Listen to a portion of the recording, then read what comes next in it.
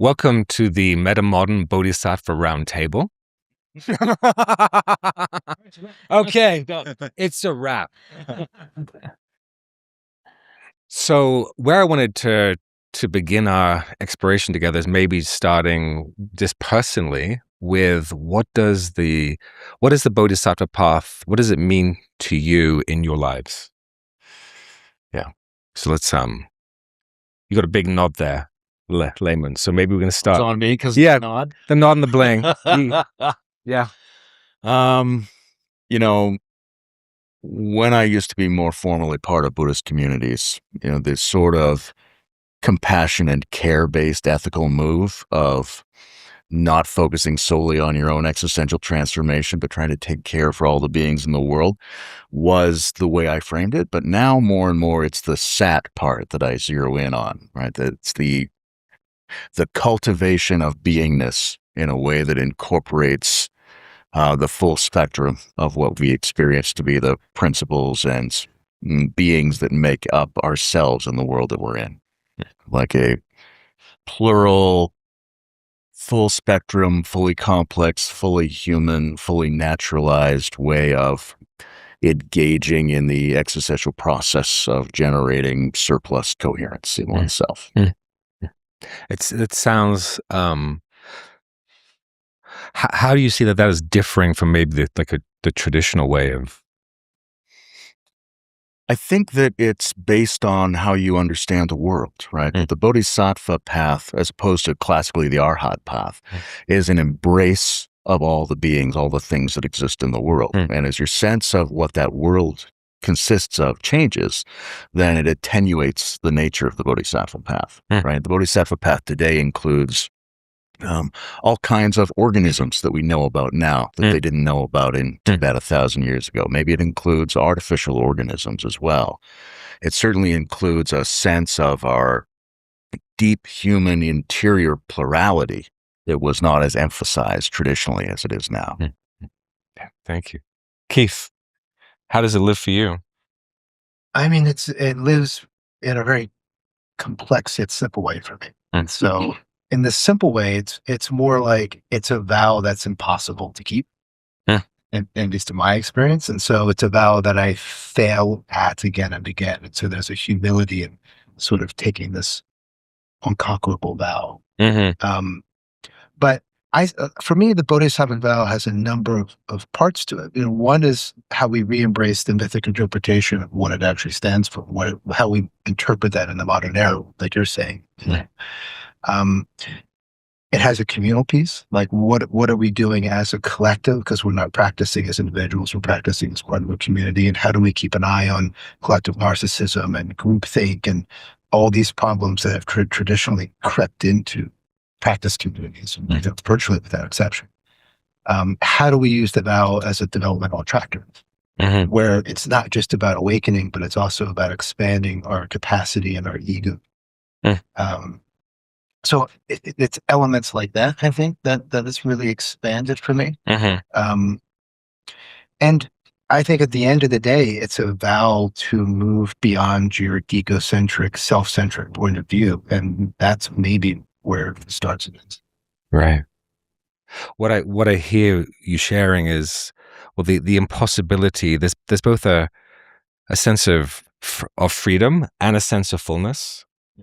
What I sense with what Layman shared is how the fullness has increased, and also there's more complexity, there's more spectrum, there's a lot more color to the fullness now. Yeah. And yet there's also a kind of a strength or verticality that comes from the freedom dimension that is maybe just aligned with the quality of purpose that one might not ordinarily have. Yeah. To me, the fact that it's an unattainable vow, it's kind of like, I think I mentioned this to you, but Alexander, but it's like doing shadow work. But it's like your shadow work is never done. Never done. You're still doing. My teacher was doing shadow work in the 70s. It was a wonderful experience to see the Zen Roshi who was like, I guess I got to go do this small cell shit again. Like, go and clean up your messes. Right. To me, it has that element. Right. Yeah. Thank you. Catherine. Well, for people who are not familiar with the Bodhisattva vow, we dedicate all of our life energy to the benefit of all beings. And I just find that so exciting and inspiring. And I love re-examining time and again, how can I benefit all beings in new ways? And how can I extend that to what does all beings even mean? And I get excited about extending that to the beings that I can't see, whether it's microorganisms in the soil or deities or sprites, nature spirits, people I'll never meet, future generations. This keeps me, I feel like it's a very creative act. How can I do that more? Given I only have 24 hours in the day, how can I do that in the best way that I can? And I love what Keith said. It does require a lot of humility because there are certainly times when it feels like it's not working. And we need to practice a lot of self-care, include ourselves in that same bodhisattva vow so that we can stay on it, because it is a very long game. It's a long game. It's in my tradition, a multiple lifetime game. Yeah, that's something I'd love for us to explore in a little bit. So let's just click on that, on how important a multi-lifetime narrative is to this journey, the cosmology, and whether that's ontologically true or not, how that lives as a narrative to empower a kind of journey that might not be possible otherwise. So I hear that's really important. And I also feel like that what we're pointing to is that what's one of the unique elements, or double clicked with the Bodhisattva path, is it's about relationality and how that deepens and expands more and more and more, and in doing so opens us up as practitioners.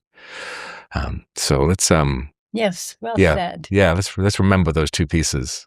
Alexander. Yeah, yeah, for me there's a sense of I guess like a unification between wisdom and compassion. And by wisdom I mean the process of awakening to the unbroken ground. The Chinese character for wisdom shows the heart, and then above it there's like a broom that's like sweeping away all the obscurations from the heart. And there's something about at that moment, or in that process of the individual agent either dissolving or no longer taking center stage, that the only natural response is compassion, because there's no separate agent that is trying to get something. There's just inexhaustible giving, and then there's the territory of then leaning into, because now there's no separation, leaning into the suffering that's everywhere, and experiencing that as if it was one's own suffering, because at that point it is one's own suffering. There's not like a being over there that suffers and then I'm not suffering. It's this one thing happening, and then that embrace of love that liberates that suffering, or digests it, or alchemizes it. Yeah. Yeah. Thank you. As I was reflecting upon, just for myself as I was sitting here, what was coming up was how the Bodhisattva path is a path of love, wisdom, and the wisdom aspect is related to the unboundedness and the openness, and the love aspect is related to the relationality, which is both a big yes and also a big no. Like when there needs to be a yes, and when there needs to be a no, a no. But it also, at least for me, it's a path of practice that invites like the the possibility of wide and deep realization within relationship and within embodiment and within the complexity of the lives that we're living. And also comes from a kind of maybe a non-theistic perspective where you can build that practice within you without necessarily having a lot of metaphysics. I mean, it does help at a certain point maybe to have a larger cosmology, but we can see how that the world right now needs the kind of servant leaders, if you will, who aren't just wrapped up in themselves. Yeah. So traditionally, Catherine, you were talking about a multi-lifetime journey, sojourn, and this practice kind of does sit within a particular kind of narrative, and in many ways, all the practices that you do, the sitting practice that we do, the martial art practices, the psychedelic practices, the community practice, they all sit within a story. If that makes sense, like actually that the meta context is the story. And so traditionally there's a whole cosmology, and there's this kind of the heroic altruist journey over many lifetimes, like leaving the village 10,000 years ago, and we're still on our way back, if you will. So I'm really curious how, like, what is the kind of narrative that that your practice sits in, and also perhaps that we need, because the kind of extraordinary practitioners that we saw throughout history, whether that's Milarepa on top of the mountain wearing his dhoti and just practicing tumo, or whether it's those who are deeply committed in the village and in the towns, it seems to me like a self-help frame is not going to provide the kind of purpose and the kind of energy for the kind of journey that we're on. So I'm curious. Well, one thing that comes up for me is, this also comes up with what Keith was talking about in terms of the shadow work never being done. And I think many of us experience these moments where we want the shadow work to be done, or we want the generosity that we're trying to give to the world, we want it to be done. And that comes from a aspect of the self that's still experiencing separation. Mm-hmm. And the unbroken dimension of being, there's no done or not done. Mm-hmm. It's like the gesture is infinite, an infinite outpouring of love, that the question of, do I need to commit to do this forever? Mm-hmm. From that vantage point, it's just already what is occurring. And my sense is that the invitation towards that commitment, which is often a lot of the things that come up in certain teachings, where the commitment is helping us try to align towards this North Star. Mm-hmm. But then the North Star itself, there is no commitment needed at that point. But we do need to like fumble our way towards it as we're kind of trying to find a place in that inexhaustible kind of care, that it's like lifetimes, like eternity. Mm-hmm. It's just love anyway. So, that's right. Yeah. What I hear you saying is that perhaps from a metamodern perspective, that narrative is a finger that's pointing in a particular kind of direction. Mm-hmm. Much like other aspects of the practice, and they can align the imagination with something, but it's not the same thing as when it's online as a natural inherent intelligence. Yeah. And then eternity or the end of time, it's not really a factor. That's right. Yeah. Well, great. Now you've ended that conversation. So anybody that comes after that, boom. Okay.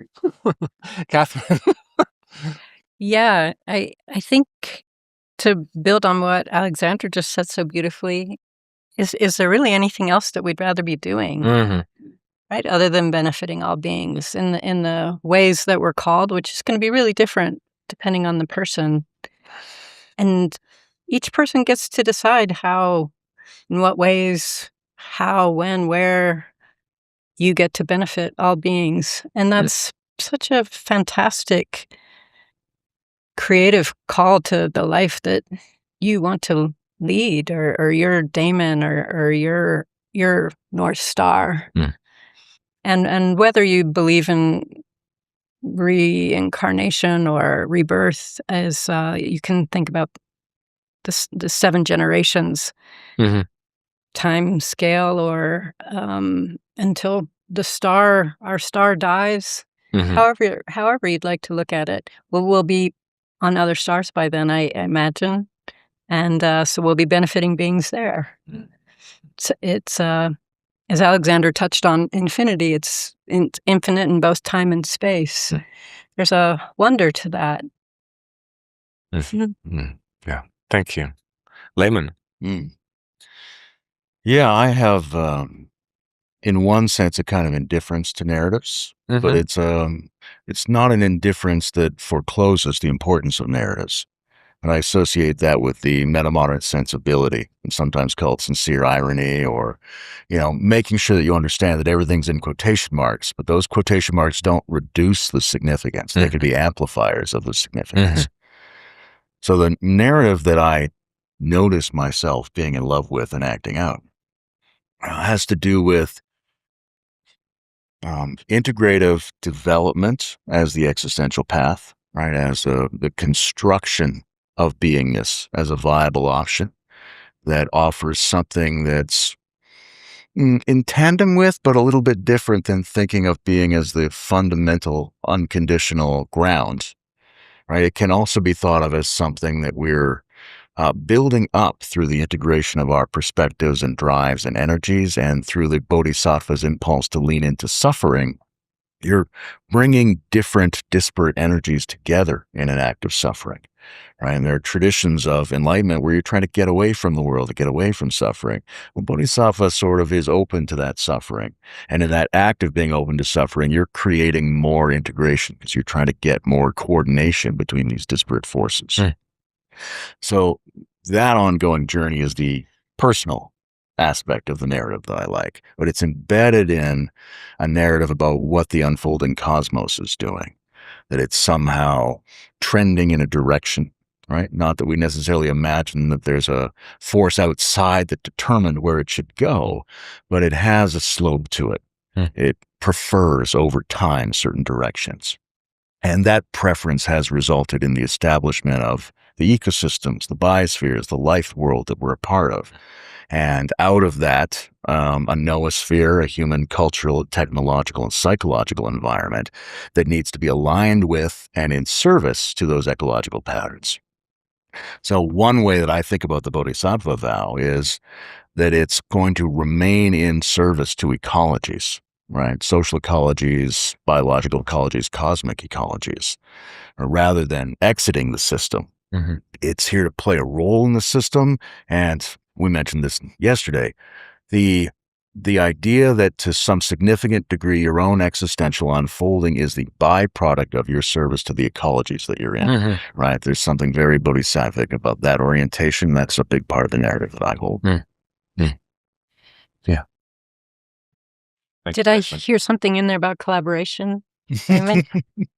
I mean, ecologies are fundamentally collaborative, right? When you take a notion of the mutuality of plural beings inside and out as your framework, then collaboration becomes the thing that replaces the idea of the individual's quest to either be themselves or overcome themselves. I think that a lot of the qualities we used to associate with the individual, whether it's the modern idea of the individual or God gave us this soul or some old story like that, those are qualities of better teamwork among our components, inner collaboration and outer collaboration with other people, people of all kinds, but especially those who have similar projects to our own, and also to other beings and other systems that we're embedded in. And so we're collaborating here today. Yes, and we are. everyone listening or Mhm. watching is collaborating. Thank you, Layman. And Keith. Yeah, I mean, well, the Zen perspective is a little different, especially the Bensei Zen perspective. In our lineage, all that matters is experience and insight. Mhm. Right? I do not rely upon beliefs, sensations, and ideas which arise and fall away. Mhm. Mhm. And so, a bodhisattva vow, or the idea of love, or the practice of compassion, we would say they are uh, performative until you have the interior illumination of why the vow actually exists as an externality. Mhm. And when the interior illumination comes up, then the vow comes alive from the inside, not as an injunction or not as an edict, but as something that is so obvious and Mhm. clear that it lives itself. Mhm. And so there is no volition or will that's required at all. Mhm. And that's just one example. The idea of compassion, like in the deepest places of practice, when we really contact the fundamental, absolute stillness, my experience is that out of the emptiness, the very first thing that comes up, and I have no idea why this is the case, Mhm. but the very first thing that comes out of emptiness is compassion. Mhm. I don't know if that's because we're social animals. I don't know if it's just a biologic. I don't know if it's because of a creator. I have no experience of why, but I know that the first thing that comes up, and me and other people I've checked in with out of the stillness, is compassion. Mhm. It's a very curious thing. Seems to be hardwired into the very architecture of who we are as human beings. It seems to be that way. And I don't know why. Right. Because in Zen, we would say, we neither believe nor disbelieve in a creator. It just depends on if you've experienced that, then let's talk about your experience. If it's a belief or an idea, come back Right. to your dish. That's right. But and of course, there's also the element here that that once you realize a form is empty, then there's the other move, which means, well, then thoughts and beliefs actually do matter because they're also an expression of that truth. That's right. Right. So, and particularly from, let's say, a metamodern developmental context, is it does matter because it matters about the effectiveness through which that that wisdom and love can be expressed. The skillful means, we would say. The skillful means, Yeah. right? One of the things that I heard that that Layman was alluding to, and I think that it's really interesting to explore, is that from a traditional context, so much of the path was contextualized within a kind of multi-lifetime system that where the human being was removed from the planetary system, as opposed to the bodhisattva as a kind of planetary ecological function that actually that it's not like we're trying to find freedom from a planetary system. Actually, we're trying to serve within something, right? Which I think is a very different perspective than the traditional one. So I'm curious, how do you guys experience like the bodhisattva as as embedded within an ecological function of a planetary system, as opposed to being separate from it? Oh, goodness. Well, we are part of the ecology. Mm. So it's a kind of self-compassion in one way, to be compassionate in an ecological context. It's also very smart, given that the future of the planet is currently in a state of question, would be an understatement. Yeah. And I think that's a beautiful thing about this metacrisis is that it's really inescapable, that we need to be dedicating ourselves to the future of the planet, the future of Gaia, however you work with that, so that we can benefit all beings, so that we can still be around to benefit all beings. Mhm. Mhm. It is in our own, if there were a self, it would be in our own self-interest. Right. and in the interest of all beings.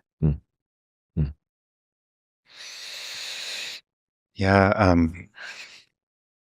So it brings up for me sympoiesis, the sort of becoming with each other, becoming with the world, bringing forth together. And, as you were pointing to, as soon as we talk about ecology, we're talking about ourselves, not as an individual sort of I space, but, as Layman was pointing to, if we place this within a cosmic context, an emerging, evolving, unfolding process, the whole human and non-human world is that is out there is also constituting our bones and our cellularity and all of these things. And to me, there's a sense of taking that on in a phenomenological way, which I think, Keith, you're pointing to. The direct experience of that invites a kind of intimacy that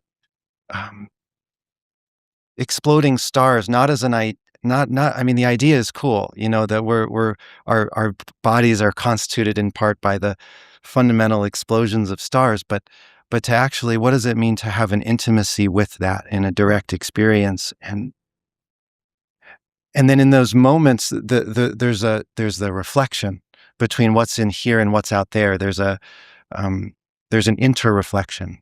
There's a sense that, as you pointed to, it's like taking care of, planetary ecology is an act of self-care. And it happens both as we're leaning that way and as we're leaning this way. And that we're interdependent. We are one another. We can't undo that. And that includes the non-human world that we often forget about. It's like atoms, it can be such a conceptual kind of thing, but, they're helping to make our shirts, along with the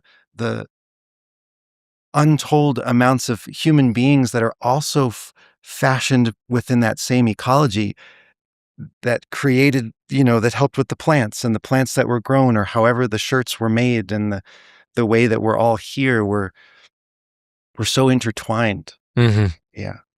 What I was receiving from what you were saying, Alexander, is that for the Metamodern Bodhisattva, Buddha nature is nature. So it's not that there's a nature separate from gross nature. Of course, nature extends growth, subtle, causal. So it's not just the form, but that as practitioners, there's a sensibility to the evolutionary nature of nature that she's unfolding, and that we are unfolding with her, as her, if you will. And from those, let's say, from those deeper, more expanded states of awareness, we are the planetary system, right? And yet we're also, like, we are Buddha nature, and then we're also residing and held within Buddha nature.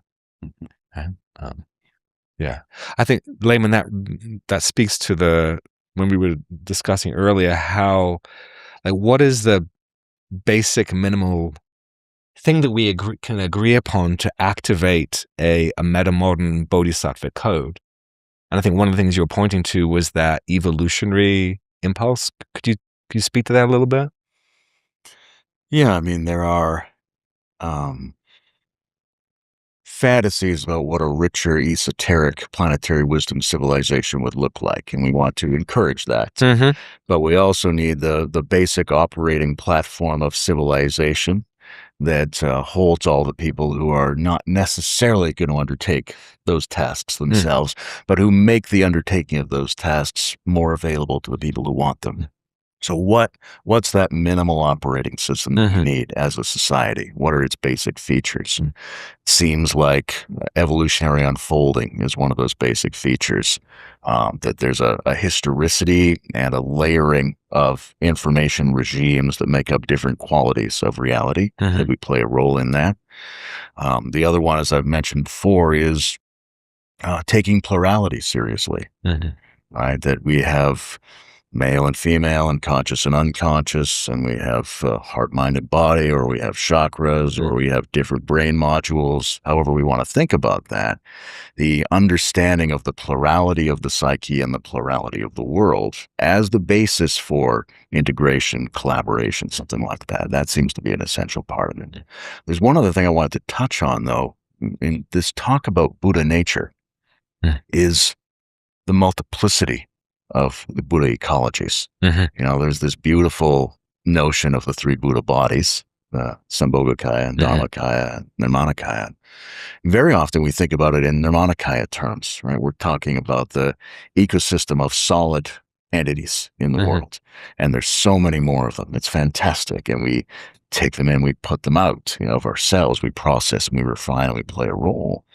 But there's also a sense in which we do that with the paradoxical limit of all limits, the ground of being. We have a Dharmakaya kind of ecology where we receive something like that and excrete something like that. And we have a subtle one where the delicate ambient enjoyments of nature are also something we need to take in and process and refine. So that for me, the Bodhisattva vow also comes close to something like a shamanic imperative, which is to play a role not just in the gross aspects of nature, but in the subtler energies that we see within ecological systems. Right. So in one of the Sanskrit terms other than kaya is dhatu. So we have like the kama dhatu or the dhamma dhatu, so the desire realm or the realm of truth. And in Sanskrit, dhatu is also a term used in medicine to refer to a tissue. So from a planetary perspective, there's a planetary system, if you will, that has these tissues. There's a physical tissue, there's a etheric tissue, so on and so forth, much like we would see from a kind of multi-energetic perspective in Chinese medicine or Ayurvedic medicine. And so the planetary system perspective here doesn't just mean the physical. It's not just the physical. It extends to all those dimensions of practice. And what I love what you're saying is that actually that the human being has a secretory function, a function of even at the level of aesthetics, even the level of perception, there's something about how we perceive and how we metabolize what we receive that is released into that wider system, that it's actually part of the nadis, the channels, the circulatory system and the dhatus of this larger planetary system that we're part of. And part of the function of a bodhisattva is to begin to awaken to that multi-ecological function that we have, right? So how, it's clear that we have there's a kind of, one of the things that's happening right now in our time, and this is this psychedelic revolution. And it seems to me that part of that is kind of opening up some of these other realms of experience and practice so that we can begin to embody that kind of multi-ecological stewarding. So I'm curious, well, actually from a Zen perspective, do you see is that seen from a metamodern context as just Makyo? Is that the term, like just illusion, or is there how it? Yes and no. Yeah. Because if you say illusion, then you're really caught in a duality. Because then what's not an illusion? Yeah. I think Zen would just be more simple, which is it's just the orientation, the view you start with, and the view is always things are as they are, and they can be no other way. That's all. Any conversation starting with that radical acceptance of what is, because we are all a part of what's unfolding. And how could things be different than they are? Yeah. When I see the bumper sticker that says resist, it just makes my heart hurt, because that's the definition of suffering. Resisting what is. Yeah. Can Buddhism 101. Sure. And if we orient to radical things are as they are and they could be in no other way, then for me, that opens us to a compassion to what is. And rather than being against things in the world, we're only ever for things. Beautiful. I can be for the environment and not against corporations. I can be for love and not against hate. Right? I can be for peace and not against war. All the by breaking apart some of these self-created illusions of separateness. It's like, oh my God, the environment, it's this and it's like, okay, things are as they are, and they can be in another way. So what needs to happen? It sounds like a fundamental code of relationality to yes to what's arising, as opposed to what? Right. Yeah. Yeah. So that being said, then, like, we were like psychedelics and this and the subtle realms, so to speak, and this kind of ecological perspective. I'm curious, how does that live for you? Yeah, if I could backtrack to Layman's really interesting comments about the different kayas, just in case viewers and listeners aren't familiar with those, I'd like to run through them briefly to give some context. So to Nirmanakaya, and please chime in, I think we've all got different interpretations and many are valid. So Nirmanakaya is this world that we can see, the physical world, and many of us were raised in a scientific, materialistic context. Sambhogakaya is where you get the sense of visions, the sense of more happening than what we can see and connect with these physical senses. And then the Dharmakaya, I connect that with the emptiness that Keith was talking about. That's really beyond. And as longtime spiritual practitioners all know, we're operating, we're functioning, we're connecting with all three of these simultaneously. And then depending on our practice, depending on how we are in the moment, will determine how we're operating in those three kayas and which ones are dominating. Nirmanakaya is the coarsest, so it's kind of the easiest. You can grab it. And Dharmakaya is probably the most efficient because you don't really need to do very much to affect tremendous transformation, which is why the practice of virtue is so important, because you can seed virtue there and it goes to infinity, to timelessness. And so psychedelics are something that really help us get a very lived sense of this, so that it's not just words, but we can have that direct experience. And then they also introduce this challenge of duality, because it's through the introduction of an external agent, whether plant medicine, for example, that we feel that we're able to access this. I don't know if it's true for all plant medicines, but the ones I've been familiar with, it's not the plant medicine itself, it's that they activate something that's already in the human system that's there. And so it's an experience that's innate to us, which longtime meditators have more of a connection with. And personally, I think that's why meditation is so valuable, to integrate the profound experiences that we have with psychedelics. And that helps us ground it in this plane, because this is where we're living most of the time.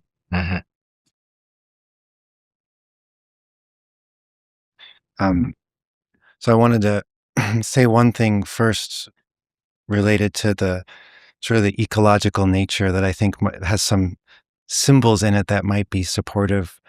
One of the characters for awakening, it shows the radical for the heart next to a character that has two parts to it, and by itself it's the character for me or I, and it shows a mouth, which in this case is the symbol for like a passage, something can pass through. And then above it is the number 5, and an earlier iteration of the number 5, it shows heaven and earth. It's sort of like Roman numeral 10, right? It shows heaven and earth with an X in the middle, and it's speaking about this ecological self, that the self is not a singularity as we might think in the West, but the self is ecology. And as Layman's pointing to, and it's been coming up here, as our developmental dimensions unfold and get bigger, what we consider ecology gets bigger. And so in this way, awakening is when the heart, or through the heart, there's an opening to this passageway into this ecological self that gets increasingly bigger and bigger. And in terms of psychedelics, there's less that I can say about them specifically, but I guess what I'll lean into is the subtle perceptions that they induce. I think that, in this world, a lot of us have been brought up, as you pointed to, in this sort of orienting to the material world as like, these are the nouns that matter. Like, this is the real stuff. And I think there's some deep value in, however it opens in us, learning how to see through the world, not past it, but through it into the subtler dimensions, where there are, if to use this language that we've been talking about, some of the Sambhogakaya light. There's this sweet qualities of light that are instantiated within the materiality. And this again invites a kind of intimacy with the world, that when things are just solid material nouns, it's easy to like trip over something or punch something or say, yeah, like look at Facebook, there's so much of just like, you suck, you're a noun and you suck. But it's like, there's a way in which these substances or other practices, they awaken for us the sweet light. And so then we want to lean into each other, even if on the surface there's like grimace and disagreement. A simpler way to say it is just it opens us up to more of the world that we've maybe either forgot in the way the modern sort of structures of society are built. It just helps us see more. And then it's easier to love because things are luminous. Yeah. So, psychedelics, plant medicines, they in the upper right quadrant, right? They're great. They change the brain chemistry, and in changing the brain chemistry, they can mimic deep spiritual states, and they can open people up to the experience of a world that's different than what they're seeing through their controlled ego states, where they're just essentially what we're all doing all the time. All human beings, without exception, are projecting what we think is reality onto the unfolding of this sort of living mystery that is actually what's here. And psychedelics can give non-practitioners and practitioners the sense of, holy shit, a world beyond self. Wow. What does the world look like without me in between it and the phenomena that's arising? And so to me, it can be a radical opening for both lay people and also deep practitioners to help give you the experience of actually what deep meditative awareness shows us. That's what I'm saying. So it's huge. And then but from a therapeutic perspective, and I've done ketamine-assisted, psilocybin-assisted psychotherapy, incredibly helpful to getting around defensive ego structures. And again, it's a hack to the biological brain that can save us, years, decades of work. Yeah.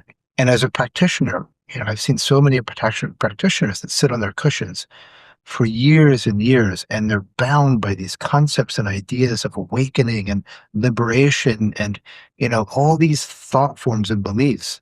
And they're suffering. Yeah. And a little bit of LSD, and suddenly the whole thing, the veil falls away. So that's how I do it. It's a very powerful tool. And now that it's breaking into the mainstream, there's more and more people that are accessing something that only contemplatives could access in the past. And that's too small of a pool for us to affect the planetary system. Thank you. Could I add here just a note of caution that I do.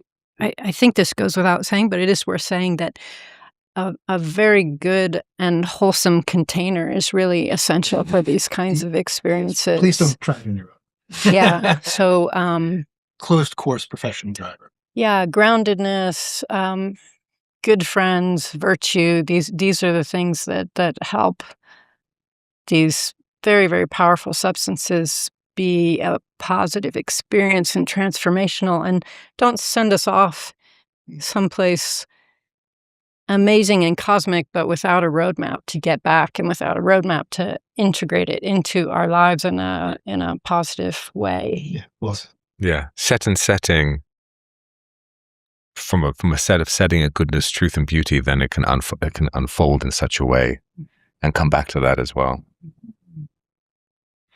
Psychedelics. I think of the psychedelic as a kind of dimension of patterning, right? There's something psychedelic about the effects of entheogens on the brain. There's also something psychedelic about watching a fractal unfold in a computer system, or, looking at how the deep jungle is operating. It's a certain style of universal patterning. There's very different ways of accessing that style, and esoteric practitioners have always taken advantage of entheogens to some degree, but have pursued many other kinds of practices. But for the general population, I think it's absolutely essential, first of all, to normalize healthy and intelligent use of entheogens as part of that minimum operational layer for wisdom civilization. And that's partly a return to the ancient normal pattern. Right, the last few thousand years, it's been very contested in civilized areas whether or not to use or which substances. But it seems like for the longer period of human history, for dozens of thousands of years, it was part of the normal self-regulatory healing and attunement practices for villages, not constant casual usage, but periodic ritual usage to help reset individuals and communities. So I think that's absolutely essential. I think in most cases, I 90% agree with caution, right? Get the setting right. We're not very good at integration. All of these things are important, how we set the frame, having experienced practitioners to help you. But there's also something to be said for the risk of the feral entheogenic experience.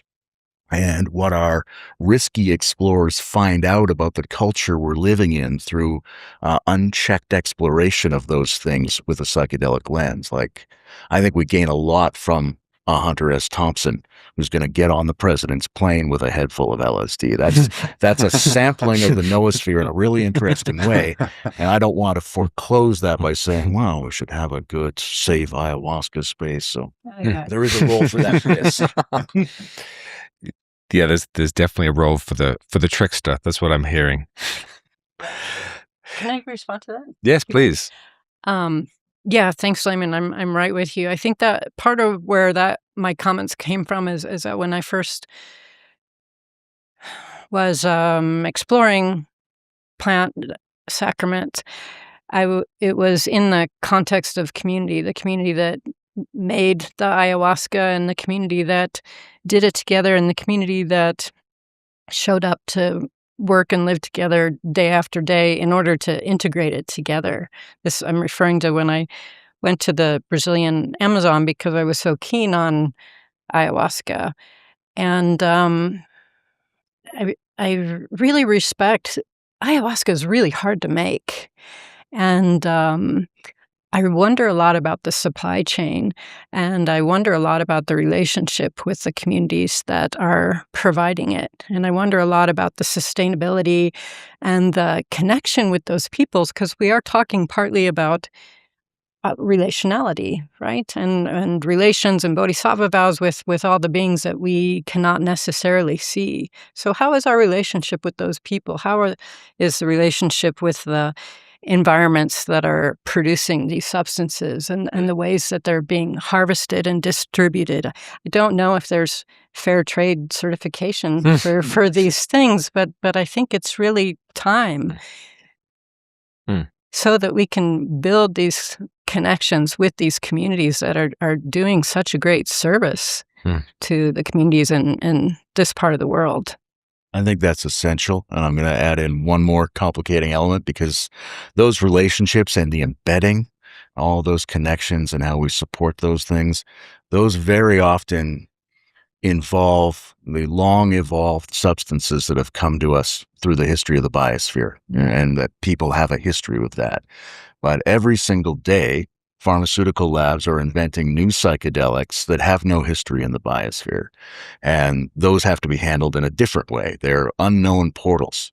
Maybe where they go is already covered by the great search engine of nature's history, or maybe it's completely unknown territory. So one thing to think about with psychedelics is, how do we prepare people to be explorers into new portals that our noosphere is generating that didn't necessarily evolve in tandem with the rest of the ecosystem and in the rest of culture? Mm-hmm. Well, there's something there around just the nature of our historical journey, and when psychedelics and plant sacraments were taken off the table in Europe, in the ancient world. I often do a little thought experiment and go, well, what would it have been if the Alexandrian Academy didn't go and we had chemistry, that kind of chemistry, for 2,000 years, and of course, it would have been informed by sacred world, and so where would our chemistry be now, and what kind of psychedelics would we be, and sacraments would we be ingesting now? And it seems to me that, well, actually, with the advent of AI, and we should maybe tap into that, we're going to be doing fast catch up. 2,000 years of catch up in a few decades. But the question as to whether and how those sacraments are aligned, or whether they're aligned or not, it remains to be seen. It's funny you say that, because in the West, I think it was William James, his brother, was really the first major philosophical self-explorer who decided to use, I think he used nitrous oxide to explore his consciousness. But you're right, all these centuries in the West, where people were doing all this kind of without the aid of these things that were part of our culture until this cutoff point. And it makes, I think the larger point is, it makes exploring the things we're talking about here, what is the Bodhisattvic vow, it does make it a harder exploration, because again, there's so few people that can come to a genuine deep insight without being part of some sort of ritualized medicine practice, which helps make it easier. Right. And we don't want to just use that, of course, right? But then it's just so much harder if we don't allow ourselves some of these things that can actually give us a little bit of a shortcut. Oh, this is what the practice is about. Right. The traditional medicine Dharma containers. Yeah. And that's scalable, right? It's very hard to scale up contemplative practice in a huge way, but you have a physical object that you can multiply across the system and introduce that to people in a very quick, repeatable, reliable way. That's important to a civilization transformation. Well, and there's also the piece around, I would imagine various cultures work with the technology, with a kind of sacramental technology in different ways. I would imagine some allow the medicine to do what it wants to do, and others perhaps shape the experience to some degree or not.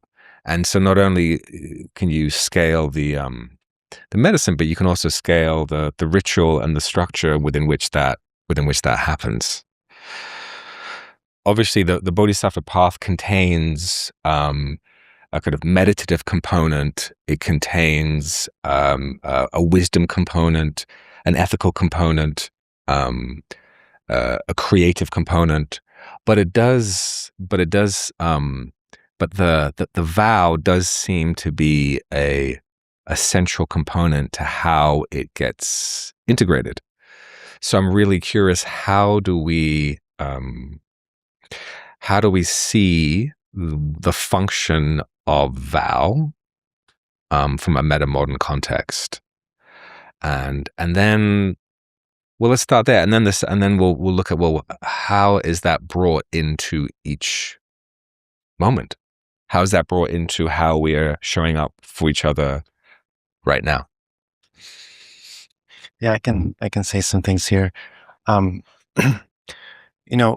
me, with my father dying when I was 20, quite young, it sort of brought forward in my life this recognition of sort of death is certain.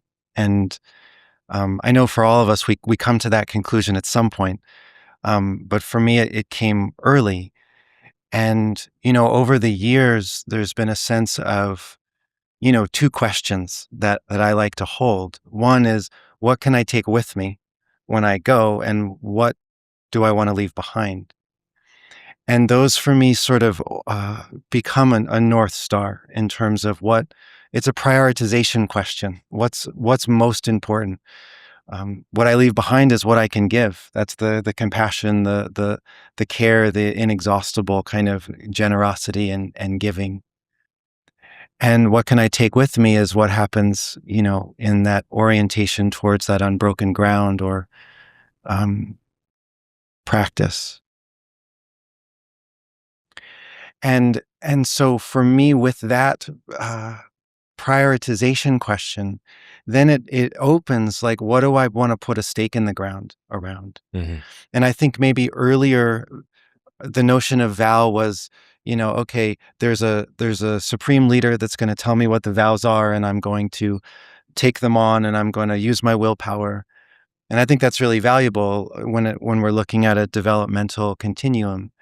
And then at some point, I think it's natural to deconstruct all of that and just to throw it all away. And I see this a lot in, various communities where deconstruction and, plurality and relativism and all these things become the like in vogue thing that I'm going to toss out the stake in the ground because it feels too solid. Mm. And then I wonder about, then reclaiming the stake in the ground after that, where there are things that for me are just simply more important than anything else, which comes back to those two questions. What am I going to give?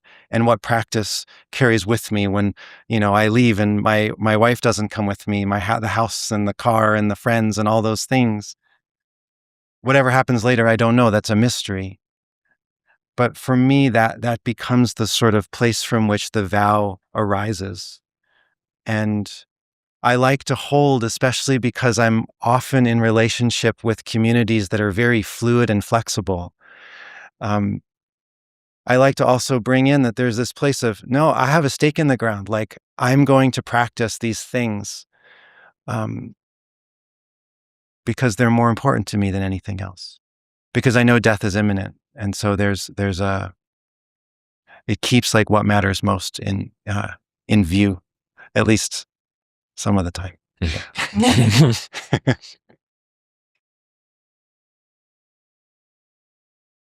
Well, living the Bodhisattva vow, I think my relationship with that has certainly changed over the years, and I think that is normal. That's probably standard in the early days. There's a lot of changing of habits. I was conditioned to think about this thing that we label as the self pretty obsessively, and to let that go, as Keith's describing, let those ego defenses drop, is a process that takes some time. And so there's the ongoing recommitment to the Bodhisattva vow, the ongoing remembering, the ongoing course correction, the ongoing opening that, like Alexander's describing so beautifully. And then the growing realization that it feels so much better to orient from that place, that actually opening up to that experience, letting this sense of self go, opening up to the non-duality of all creation is a joyful experience and a natural one. And then it becomes self-generating, it becomes more sustainable, more sustainable in the sense that we can find our groove so that we're able to dwell in that place more consistently on an ongoing basis, and then more generative because it's its own wellspring of joy and energy that keeps us going. Mm. I've come to appreciate and understand the vow as, well, you were pointing to this earlier, Alexander, like really verb, not noun, right? So the first thing is it has something to do, at least in my direct experience, with a quality of verticality.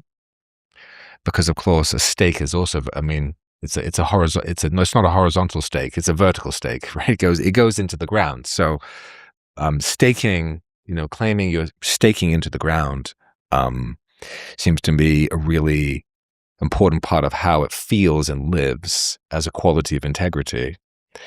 And that vowing also has a relationship with death, as if we really do live in a planetary ecosystem that is multidimensional, then the vow has to go all the way through. And our practice has to go all the way through. And I think we all know what it feels like when it doesn't go all the way through. I think that's one of the great values of psychedelic experience or dark retreat or whatever it is, or actually just being in a relationship, right? Is you get to see, does this go all the way through? Right? Does it, can I handle bardo? Can I handle transition? So it does seem that, and I sense that with my friends here, that when it's operating, when vowing is happening, you do have a sense like this is like a rhinoceros in heat. This is right? This can go through the wall, right? It can go, and you can draw upon really great potency, because vowing isn't just individual, it's also part of nature, right? Like the planet is vowing. The kind of evolutionary unfolding. I think we all have a sense that it isn't just random, that actually in the seed, in the bodhicitta of our heart, when openness, but also within the bodhicitta of the planet itself, that what wants to express itself, given the right conditions, is beauty and goodness and truth. And so there is gravity to the vow, because quite literally there is gravity, right? And to the extent that you put your stake in the ground, there's a sense of verticality. That gravity, that vowing, is literally in the gravity that we're feeling right now when we align ourselves with it. It becomes like fundamental, and it becomes literal, right? May I add something? Please, yes. What occurs to me as you're speaking in the context of, looking at a vow as a verb, there's this stake in the ground, this verticality that you're describing, and then you also brought up relationship or dark retreat or psychedelics. These are all, an aspect of the horizontal dimension of relationality that, in terms of like, what does it take to walk this notion of a bodhisattva vow in this world? It's our relationships that point out where that stake doesn't go all the way down. Those are the places where we can see these, karmic pockets, or these seeds of potentiality that we haven't seen yet.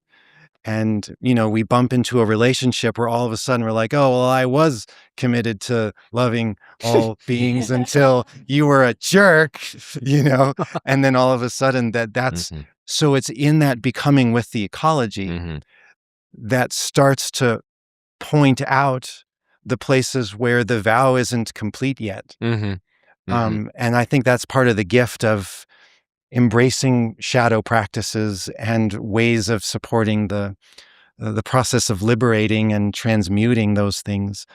And then that's where the vow, it's like, we can talk about recommitment, but it's recommitment not just in from will forces. It's finding where we're not quite able to hold it in this relational context, and then through working that out, then that vow, the stake goes a little bit deeper, but in a relational context. So the next time we interface with that same or similar kind of relational dynamic, now we're able to move through it. There's a cleanness, or there's an ability to kind of flow through it, rather than all the jagged edges where we were losing track of what we care about. Yeah. What I hear saying is that cleaning up or shadow work is an intrinsic part of vowing.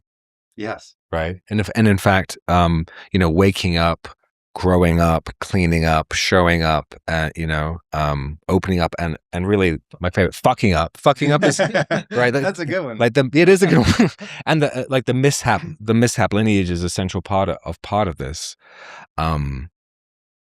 So the sophistication of that vow has necessarily been upgraded.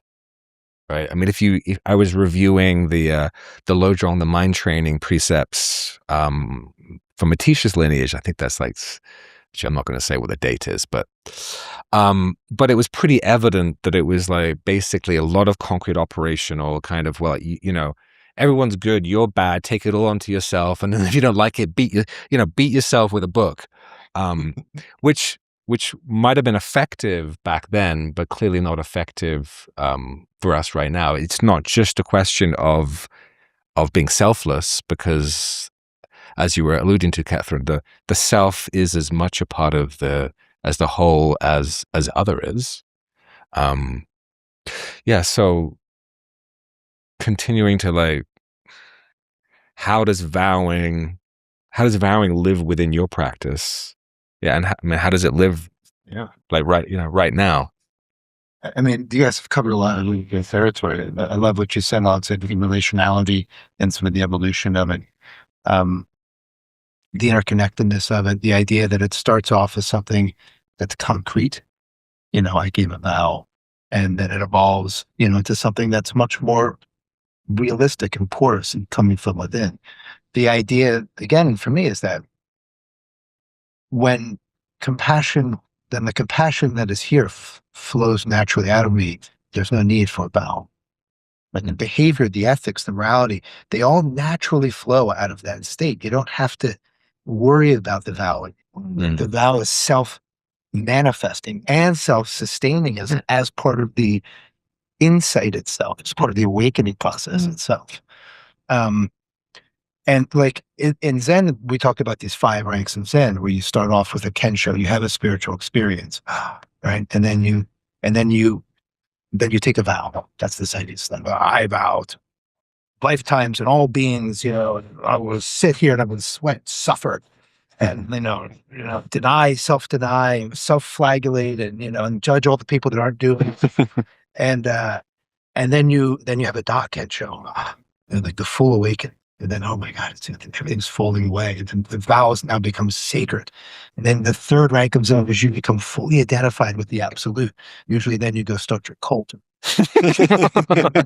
I mean that actually seriously. You're fully identified with the absolute. Keith, there is no Keith. There's only awakened mind, and it's perfect. And by perfect, I mean I'm perfect, right? And then the 4th rank of Zen is when that all falls away. And you begin to see that wow, still completely full of shit. and all this stuff is still here, even though there is this absolute purity. And then, now the vow comes back, took this stupid vow. And I don't think I'm honoring it anymore. And then the 5th rank of Zen is when you just let it all go. Yeah. And you just let life live. And you just stop worrying about that. So that's how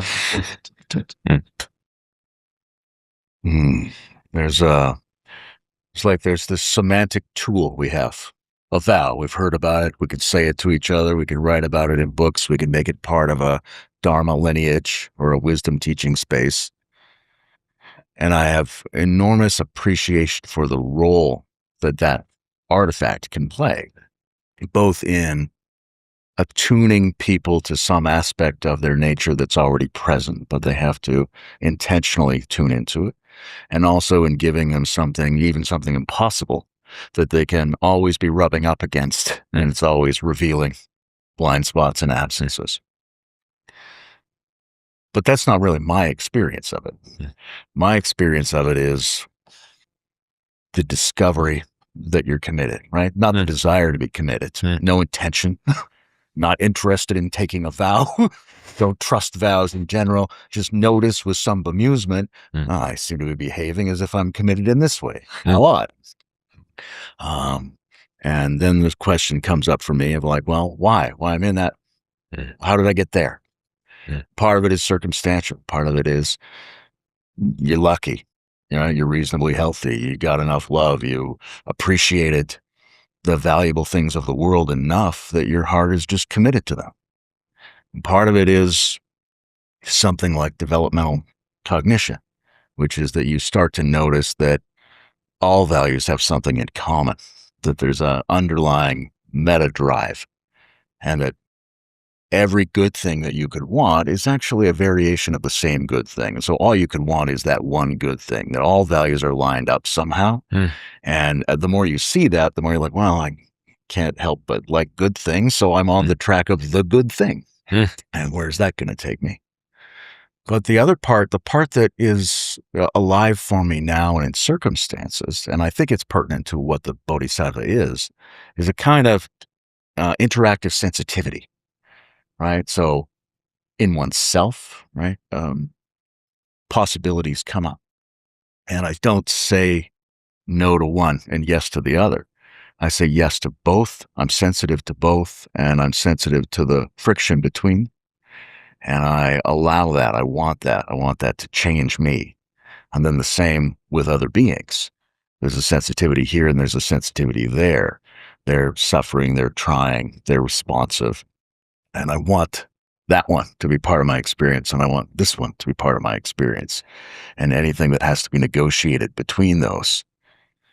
So for me, I think a lot of the vow is to be present to something like the friction between sensitivities, and then to always be moving in the direction of what results from that act.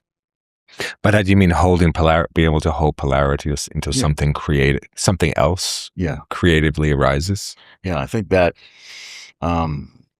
describes the machinery of the direction of the vow. Right. Is that a harmonizing function, Layman? Is that what I'm hearing? Yeah. But there's a caution there, which is seeking harmony is sometimes the wrong way to move towards harmony. But harmony is the outcome of the process. Right. It seems that part of the machinery here then has to do with the alchemy of adversity.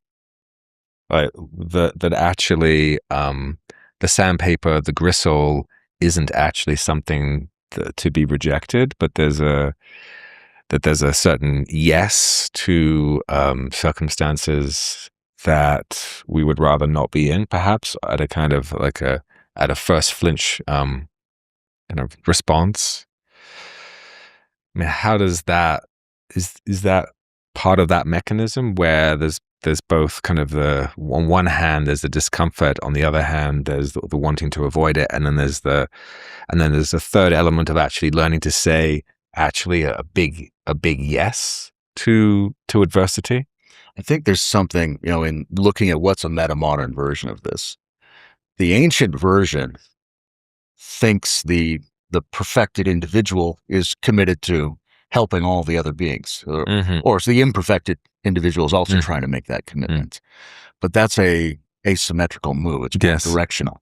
Right? I think a more meta-modern way is to think, I'm trying to be of service. I want to be of service, but I also want to be changed. I want that grit to modify me in the process.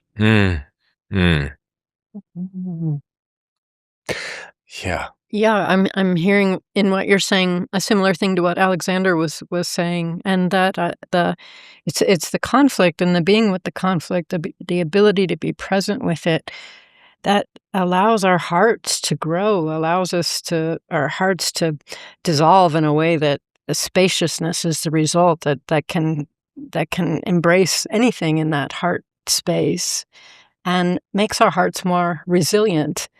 To feel like a good heart is really resilient, can handle a lot of ups and downs.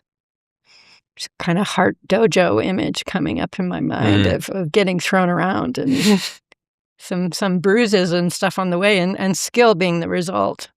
Skill and fluidity. Yeah. I'm reminded my teacher, Junpo Roshi, he had a senior student who embezzled about $100,000 of his personal money. And he caught her. He and I were at a coffee shop, and he had this sort of pain look, and he was telling me the story.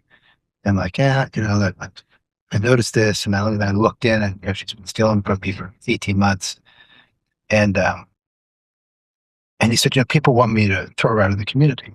And I said, no, it's not quite right. He said, I'm trying to figure out what I did to give her the impression that this kind of behavior would be acceptable to me. Which was like, what? Yeah. Like, and he wasn't collapsing into this is my fault, but it was this inner subjective sand in the wound.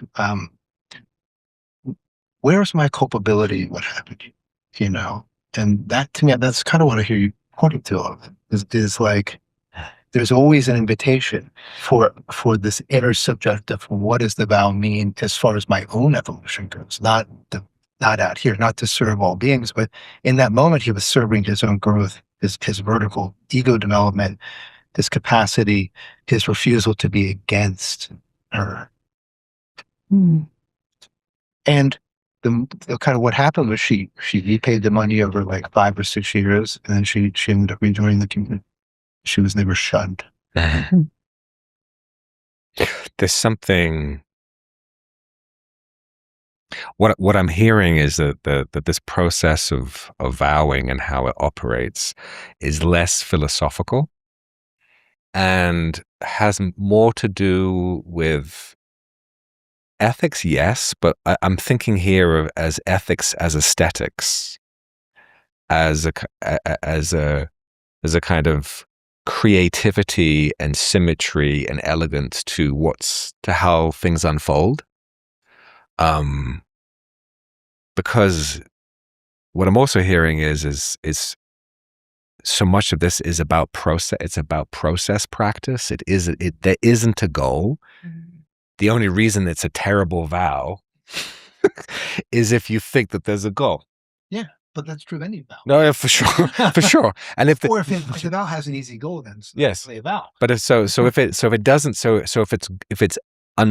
it is unending, then the vow becomes much more of a kind of a creative, co-creative, artistic, healing exploration rather than that definitely has a stake in the ground, because you need to have an easel to do the paint. You need something. The verticality is definitely a dimension, but as you're saying, the horizontal is definitely a dimension. But it becomes less of a weight, and it becomes more what I'm actually lighter, more creative, and more livable. And it seems like in the context of ecology and process, as a cosmos, we've been, enfolding everything as we've been moving forward, and we're carrying a really long history that has so much beauty and so much horror.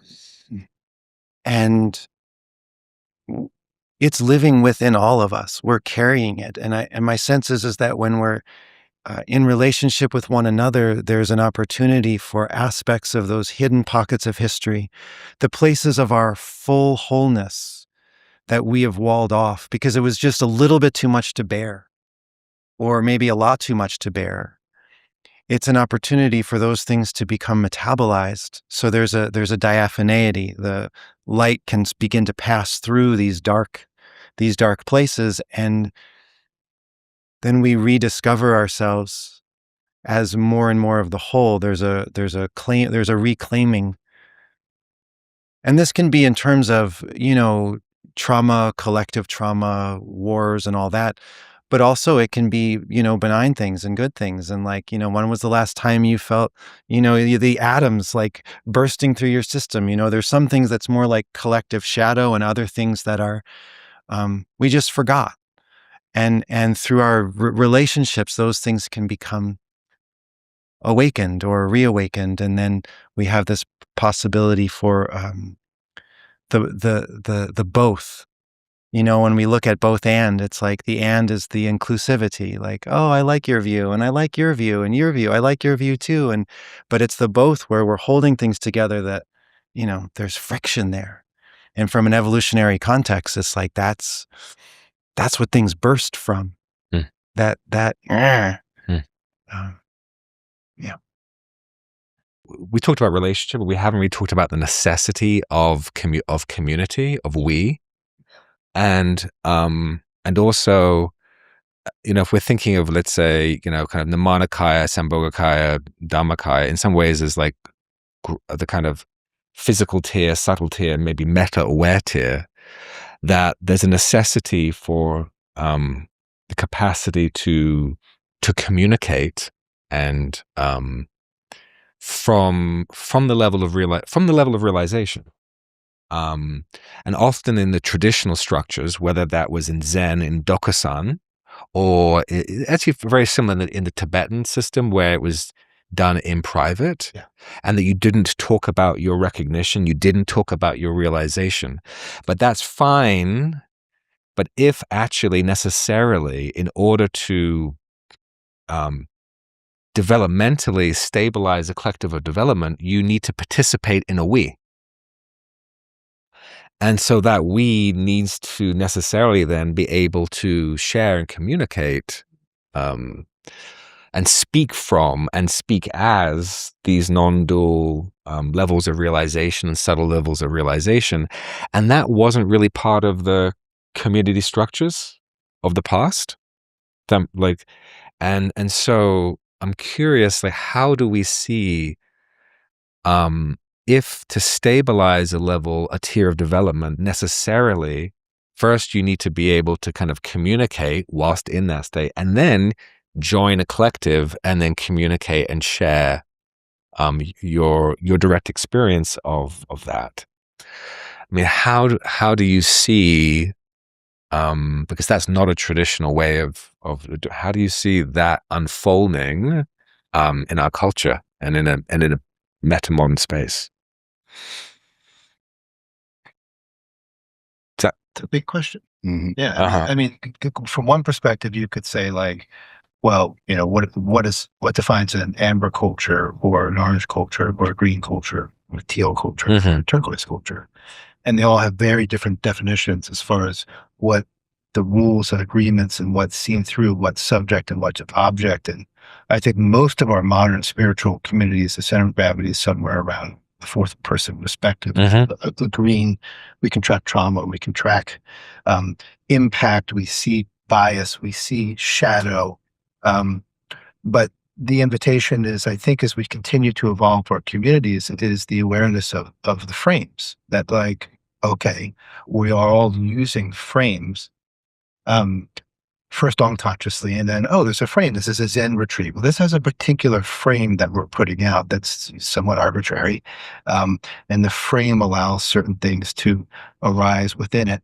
What are the agreements that we want to have? Do we want to have some green rules, some amber rules, some orange rules, and then what's the purpose? And begin negotiating all these things as part of a living process.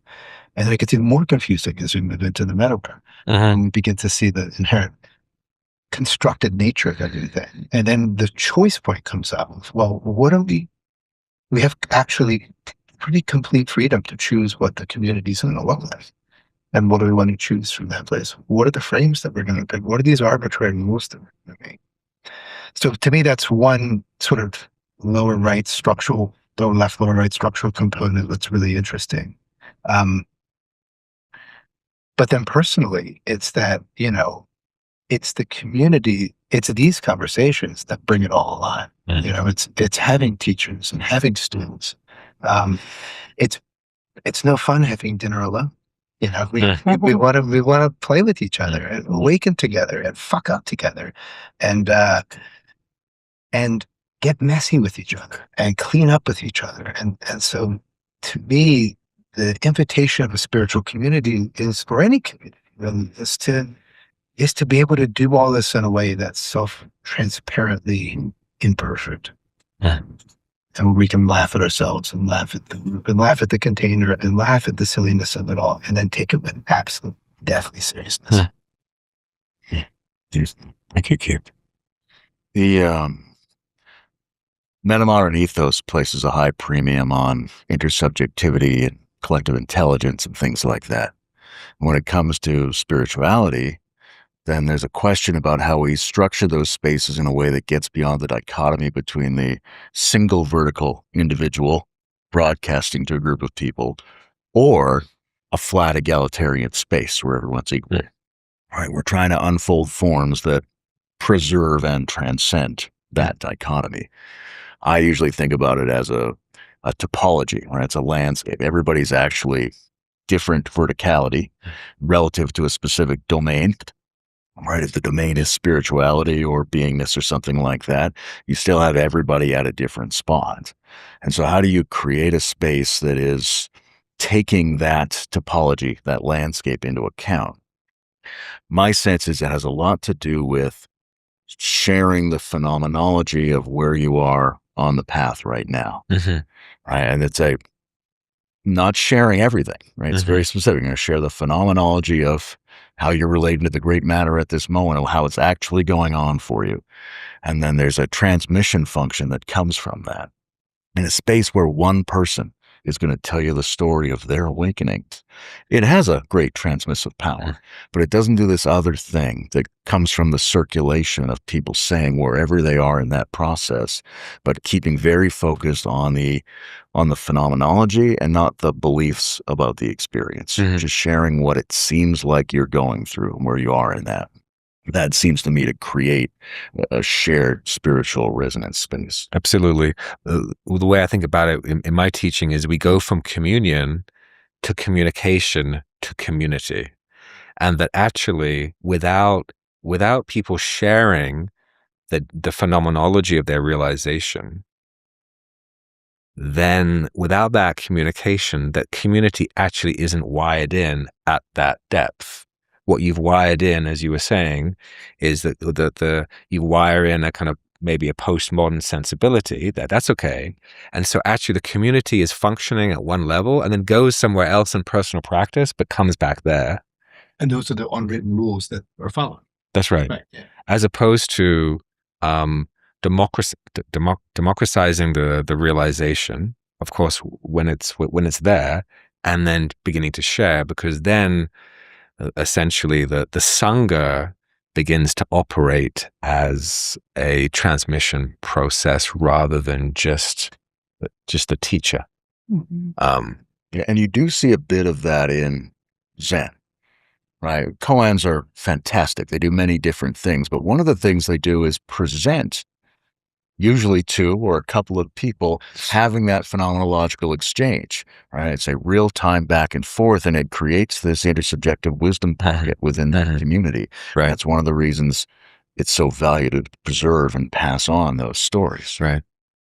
I'm curious. Yeah, Catherine, I'm curious, like in your community, how are you doing this work? Because it seems like quality and community at the same time. Yes. Well, we're at such an interesting time in history when these great ambassadors of realization came from the East and transmitted it to the West. These great individuals who had students and gave transmission to more teachers. So the numbers of beings with realization is increasing.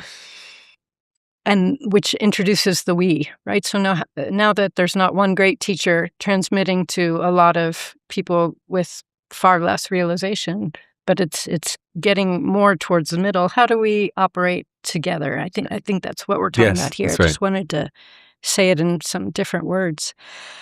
So yes, we live in community at our center, Clear Sky Retreat Center, and I've been living there since 2014 full-time, and it's been a fascinating process. And for me, it was really difficult to transition from having, I was already sort of living in community, but still had, my place, and there's a dissolution of boundaries that happens. That's not just the boundaries of the ego identity that we've been talking about, but the boundaries of, what's my stuff and what's your stuff and what's everybody's stuff and what's my time, what's my schedule, what's the schedule, and a lot of giving up of control.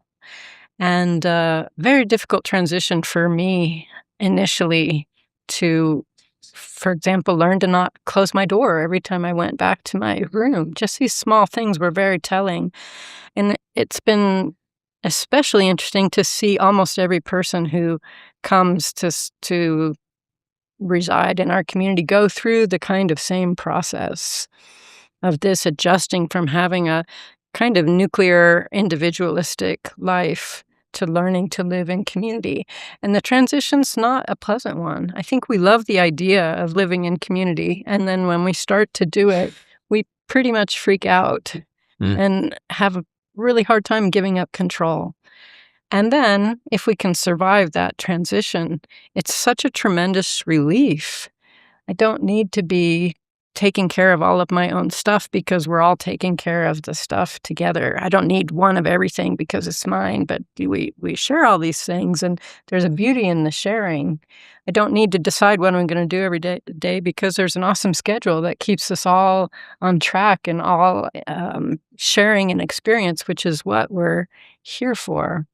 So that's part of my lived experience. And then I think, as Alexander was saying, the universe delivers the situation, the person that we need at any given time to show where we need to grow, and kind of drive us crazy, and until we learn to not be driven crazy by this particular arising, and manifests as the plumbing stopping to work in the middle of a retreat, and nobody can take a shower, and not sure if you can use the toilet either. Can everybody roll with it, right? Well, that's what our practice is for, right? Not that you want to set up those kind of conditions intentionally to test everybody, but it does help us see whether our practice is working. What I hear is just a really deep refuge in Sangha, and also and just a recognition of what an important part of what's going to unfold in the metacrisis over the next decades, how important that is. And also in my own body, as still living in the kind of nuclear family setup, the kind of like, yes, well, I don't, even whilst at the same time, like, yes, right? Yes. It brings up for me this, questions around like, what does it mean to take refuge in the Sangha, and at what level of depth, and what does that look like, and what does that give birth to? I follow two traditions. One is very much, don't talk about your spiritual experiences. Like every positive thing that happens, digest it, or like write a letter to the teacher. Right. And then the other tradition, it's very much share your experiences. And my sense is that there's gifts in both, in the holding on from like the key, restraining from sharing experiences. There's kind of an inner intimacy that occurs, like when there can't be energy that goes out with it, it has to go a different direction. And that there's a kind of intimacy there. But on the other hand, in the context of taking refuge in the Sangha, then when we're together, what do we talk about? Well, we typically talk about things rather than speaking from direct experience. And I find that then there's something lost, because in that intersubjective space where we're speaking phenomenologically, a lot of realization occurs in that is missed sort of when you're not allowed. And so I think that there's a potential for intimacy there when there is the invitation to share and to speak from direct experience. On the other hand, in the community where we don't talk about or the experiences, there is an intimacy that occurs through only something that can be felt. We feel the love that's imbuing in the devotion, in the fact that everybody, when there's a gathering, everybody is there doing service and nobody's getting paid, and they're doing it for the love of the Sangha, although they wouldn't use the word Sangha. But it's again, it requires listening for the sweetness somewhere else. So I kind of see, I think in our era, we need the intersubjective direction. Like, I have no doubt. But I also, as I'm just sort of holding these two traditions and what everybody's sharing, there's kind of some gifts I see of both, even though I think this era we need to learn how to communicate in a deep way from direct experience, because there's where teachings start to emerge on their own. Right. Yeah. In the, as some of you might know, in the Indo-Tibetan tradition, they talk about body, speech, and mind, and that speech itself is directly related to the Sambhogakaya dimension, which is this intermediary dimension, which is where like the subtle lattice work of Sangha or where we exist, and therefore when one communicates, where one is communicating from, even if you're talking about something else, but particularly if you're talking about realization, then transmission happens and communication happens, and community becomes has a lot more tensegrity to it. The communities are multi-discourse spaces, right? Whether that's the men and the women gather differently, or the old and the young, or sometimes we're talking about how to organize things, and sometimes we're talking about our experience. A thriving community it's like a rich ecosystem. It has to make all these different kinds of discourse spaces available. So the background for all of them maybe is a nonverbal appreciation of the sweetness of the thing we're joined in. Sometimes we have to have explicit conversations of various kinds, including the existential conversation. Yeah. But it's not meant to be the constant discussion. Just like in meta-reflective spaces, there is this possibility of having a conversation about the conversation we're having. That can be very useful, but it's also a trap. You get stuck in that one kind of conversation all the time. So the community has to be a rich circulating ecosystem of discourses. Right. So the community opens us up into a deeper sense of interdependence, a deeper sense of we. And in many ways, the kind of the meditative practices that open up the kind of absolute nature of the heart mind do the same thing. On the other hand, on the return journey down the mountain, where emptiness becomes coalesced as form, and each of us, 5 of us here, have like we're unique beings with unique gifts, that, if you will, and maybe traditionally in a more conformist mythic level civilization where these teachings arose from. Even if you look at the Vajrayana, there's probably like 20 flavors to choose from. You can be green Tara, you can be mint, you can be like, medicine Buddha, these are the flavors. But there does seem something about paradoxically also apprenticing ourselves to our own uniqueness that is as demanding, if you will, as apprenticing ourselves to something beyond us, right? Because at some level of practice, when you really begin to recognize that you're not that, well, then you're like, well, I have to serve this self as well. And this self, it needs to blossom. And if I don't do that, then actually my vowing is not creative. It's not living. So I'm just curious, how do you hold that? Like, how do you value the uniqueness? I mean, there's got some really unique individuals here. How does that sensibility fit in? Is this a question, John, about the relationship between the individual and the community? I think it's part of that. Thrive together? Yes, I think that's part of it, because if you don't value your uniqueness in community, then it's all flowers are beautiful, but if it's all daisies or all right, then there's a kind of fascist kind of piece to it. We get lost. So fascist daisies, like it's only daisies. That's actually the name of my band. The fascist. Yeah. So yes, I mean, how do you discover and deepen? I mean, the question is, how do you do it? But also, like, even valuing the uniqueness is not part of the traditional bodhisattvic. Right. Well, that's a great question. I think we've been sold a false bill of goods with our hyper individualistic culture that the result of which is really loneliness and isolation. And yet there's not a real good roadmap for how to live in community, or especially we know of communities that seem to function fairly well, but the roadmap for the transition, how to get there from here, is not real clear if that's not been a part of our culture or our experience.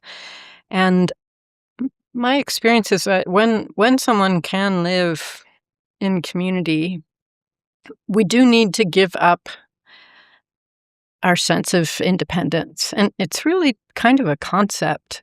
There's a real defense of, this is my life and I need to choose how I'm living it and I need to show up and it's very rigid and exhausting. And if we can kind of just relax that a bit into being in community, we still are showing up as ourselves because there's not really any other choice. Well, I would imagine that just if we put that on a developmental scale, like shifting from 3.5 to 4.5 is more perspectives, which means actually more uniqueness within that, not less. So I'm curious. Yes. So how have you experienced like more uniqueness in giving up the independence, which is like giving up 3.5 for something more interdependent that then also allows for greater creativity and not less creativity? Yes. Well, I think in the context of community, our different strengths start to emerge.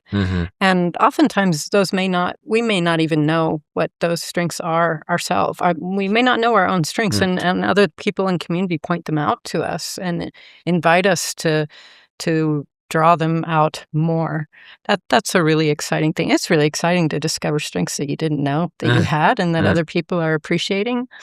And then we can also get a little bit in a rut of certain strengths and show up again and again in a certain way or a certain context.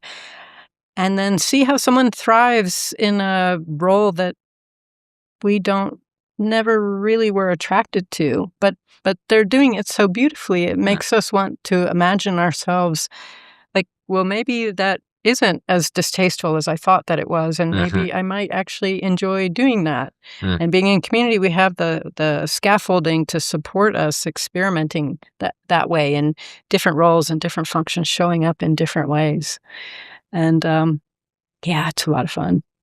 It's really what I'm getting. What's really interesting is, of course, the depth of interdependence between community and uniqueness, right? That actually it's not that the one's uniqueness, at least within a metamodern context, at least if you're looking for that. I mean, I'm sure if you want to lose yourself in community, that's very easy to do. But easy to lose yourself. It would be if one doesn't want to see certain things. I mean, I can imagine that some people, in more conformist situations, Christian monastery. Yes, well, even a Zen monastery, right? Well, same thing, yeah. So I think it's like what is the cultural, what is allowed in that culture to be expressed, right? Because if it isn't, I mean, this has got to do with the developmental nature of community. I guess it can either inhibit uniqueness or actually like foster it. Did you say Eastern monastery? Do you mean in Asia? A Christian, and he translates Zen, but any monastery. They do tend to hammer anybody that wants to be an individual. It's not really the point of the monastery. I see. Right. As opposed to liberating it at a metamodern, where it's like, actually, this is part of the duty of yes. Right? Yes. The value of merging these contemplative traditions with integral is perhaps precisely that. Yes, because it does allow. I mean, my view in terms of, I know Alexander wants to just pop in. Maybe pass it to you, Alex, before I continue. Oh, there's so much. I mean, but on this thread here, I mean, it's the value of sympoiesis. It's valuing that we're becoming with each other. And like, even in this conversation, if there was one different person that was here instead, it would be drawing out various other shades of all of our uniquenesses. And I think that so there's the community aspect of how we invite or shape communities that both recognize that there's a complete sameness, the Dharmakaya, sort of the ground of sameness, but then there are these like various colors of light that when nurtured, it flourishes the collective. It's this thing of like, oh, how do we nourish the individual and nourish the collective so that both are bringing forth, both are coming forward in their own set of gifts that sort of creates a healthier whole. The other thing that I wanted to share is, this question of, well, who am I? And we get into this notion of nature, like what is my nature? And in the Chinese medicine tradition, the word xing, which means nature, it's actually used in more than one way. And it's used as like root nature, which is the Dharmakaya. This is the sameness. There is no difference. That dimension of us hasn't entered a stream of time, so isn't subjected to this kind of emergence and unfolding. But the same character for nature also refers to our unique nature. And you can think of this like from the Dharmakaya, there's sort of this luminescent light, the Sambhogakaya, but at some point it funnels through the uniqueness of Layman's prism. It does. It very much does. And then it shines through the uniqueness of Keith's prism. And when that occurs, there's a unique signature that has never departed from its continuosity with the Dharmakaya and with that deeper light, but it takes on a signature that becomes this unique gift, and we feel it in the form of our passion and our curiosity and our care. And I'm interested in this intersection of things rather than some other intersection of things, and that seems to be one of the ways that the whole cosmos creates something just remarkably complex and beautiful, because not one of us could unpack the whole thing. Right. It's just too much. It's too vast. And so we need these sort of multiplicity of prisms that kind of help fill in this larger mosaic, larger sort of light show. It seems that the what you're pointing to is as an organism, because we are one, and that's like in Chinese medicine, obviously you've got various organ systems. But actually, in order to function, you want the uniqueness, because that's actually what allows the liver to function as a liver and the spleen to function as a spleen. And the greater the degree of uniqueness, the greater the capacity for universality, that they come together. It's kind of interesting that they both have the same kind of prefix of uni, that it doesn't reject the uniqueness of the individual to also be deeply universal in our functions. So I'm curious, how then how are each of you apprenticing yourselves to your uniqueness? Like, well, right, it's a tricky thing, right? Because it's from a Amber perspective, the self is defined by the rules of the culture. Yeah, that's why we don't want to stand up and do photos necessarily unless you're one of the big hats on. Every Amber culture, your status is determined by the size of your hat. That's really get this. Put your hats, Pope's got the big hat and say, that's the important guy. He's got the big hat on. Nobody else has hats. Layman's got the hat on. That's an individual right there. That's the one that matters. And then we get into a green culture, and it's like, like my unique self. And you have to validate my unique self. I'm uniquely wounded. You listen to my unique story and how it's uniquely manifested in my unique pain. Right? And so we have to go through that process, which is painful, both to be in it and to be receiving it. And then I think we get to what we're talking about here, which is we start to see that the ego is a process. It's not a self.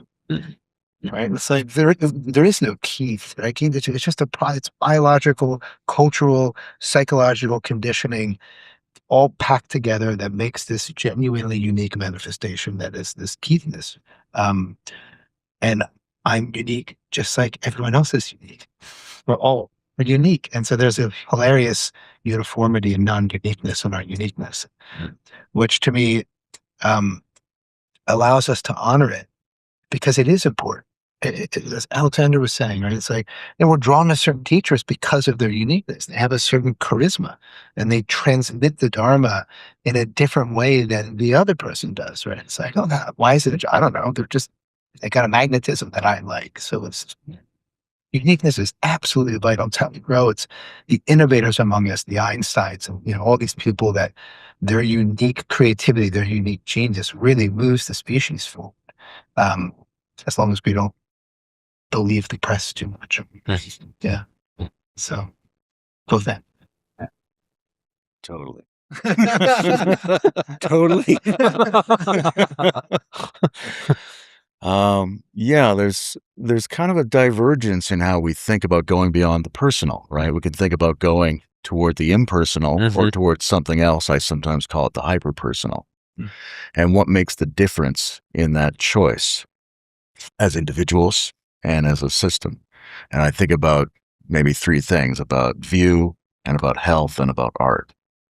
The view is a set of views, really, among people who have fluency with paradox as a sense-making tool, right? So we're able to say the unique is not the opposite of the universal. In fact, it's a universally, the homogeneous thing is diversity, is uniqueness. That's what's distributed the same everywhere, is difference.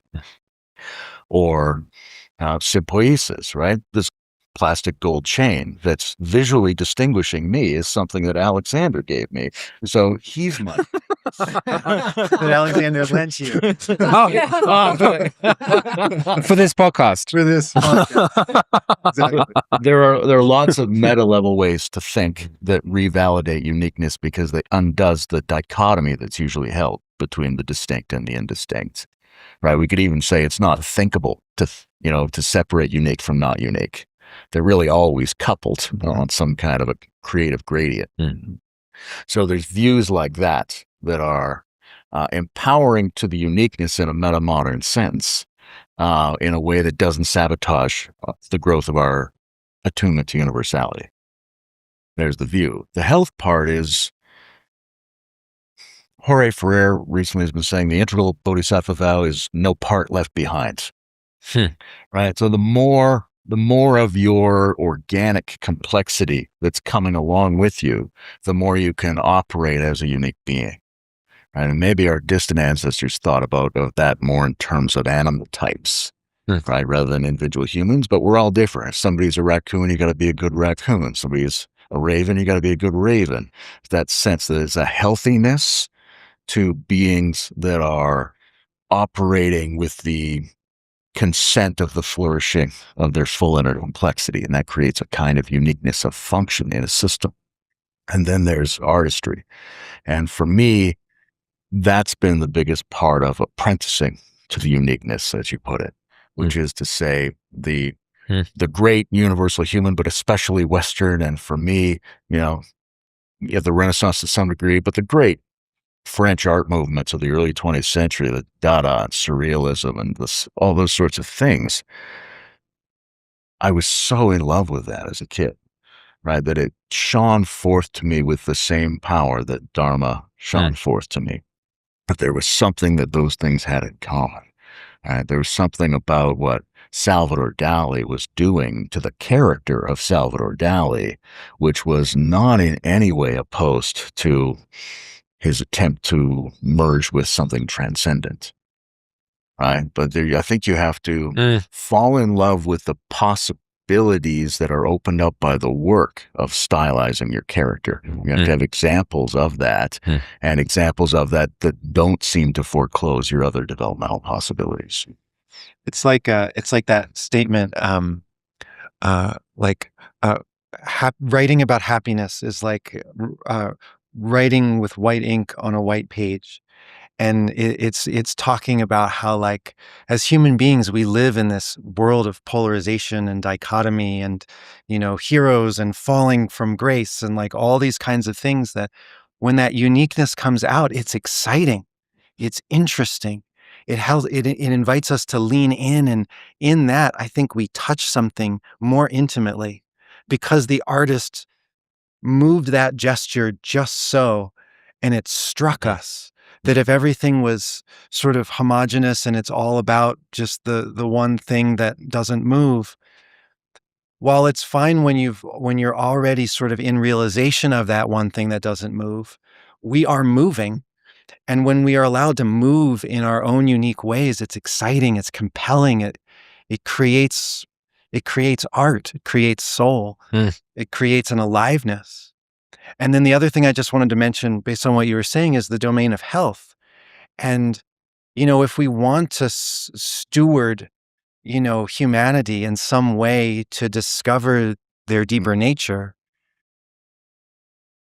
there seems to be a quicker route through supporting skillfully people's uniqueness and their genuine contribution. When we impose a lot of repressive tactics, yes, awakening is still possible, but there's a whole bunch of other mess that kind of is now in the way of that ego structure becoming something healthy so that it can eventually become everything.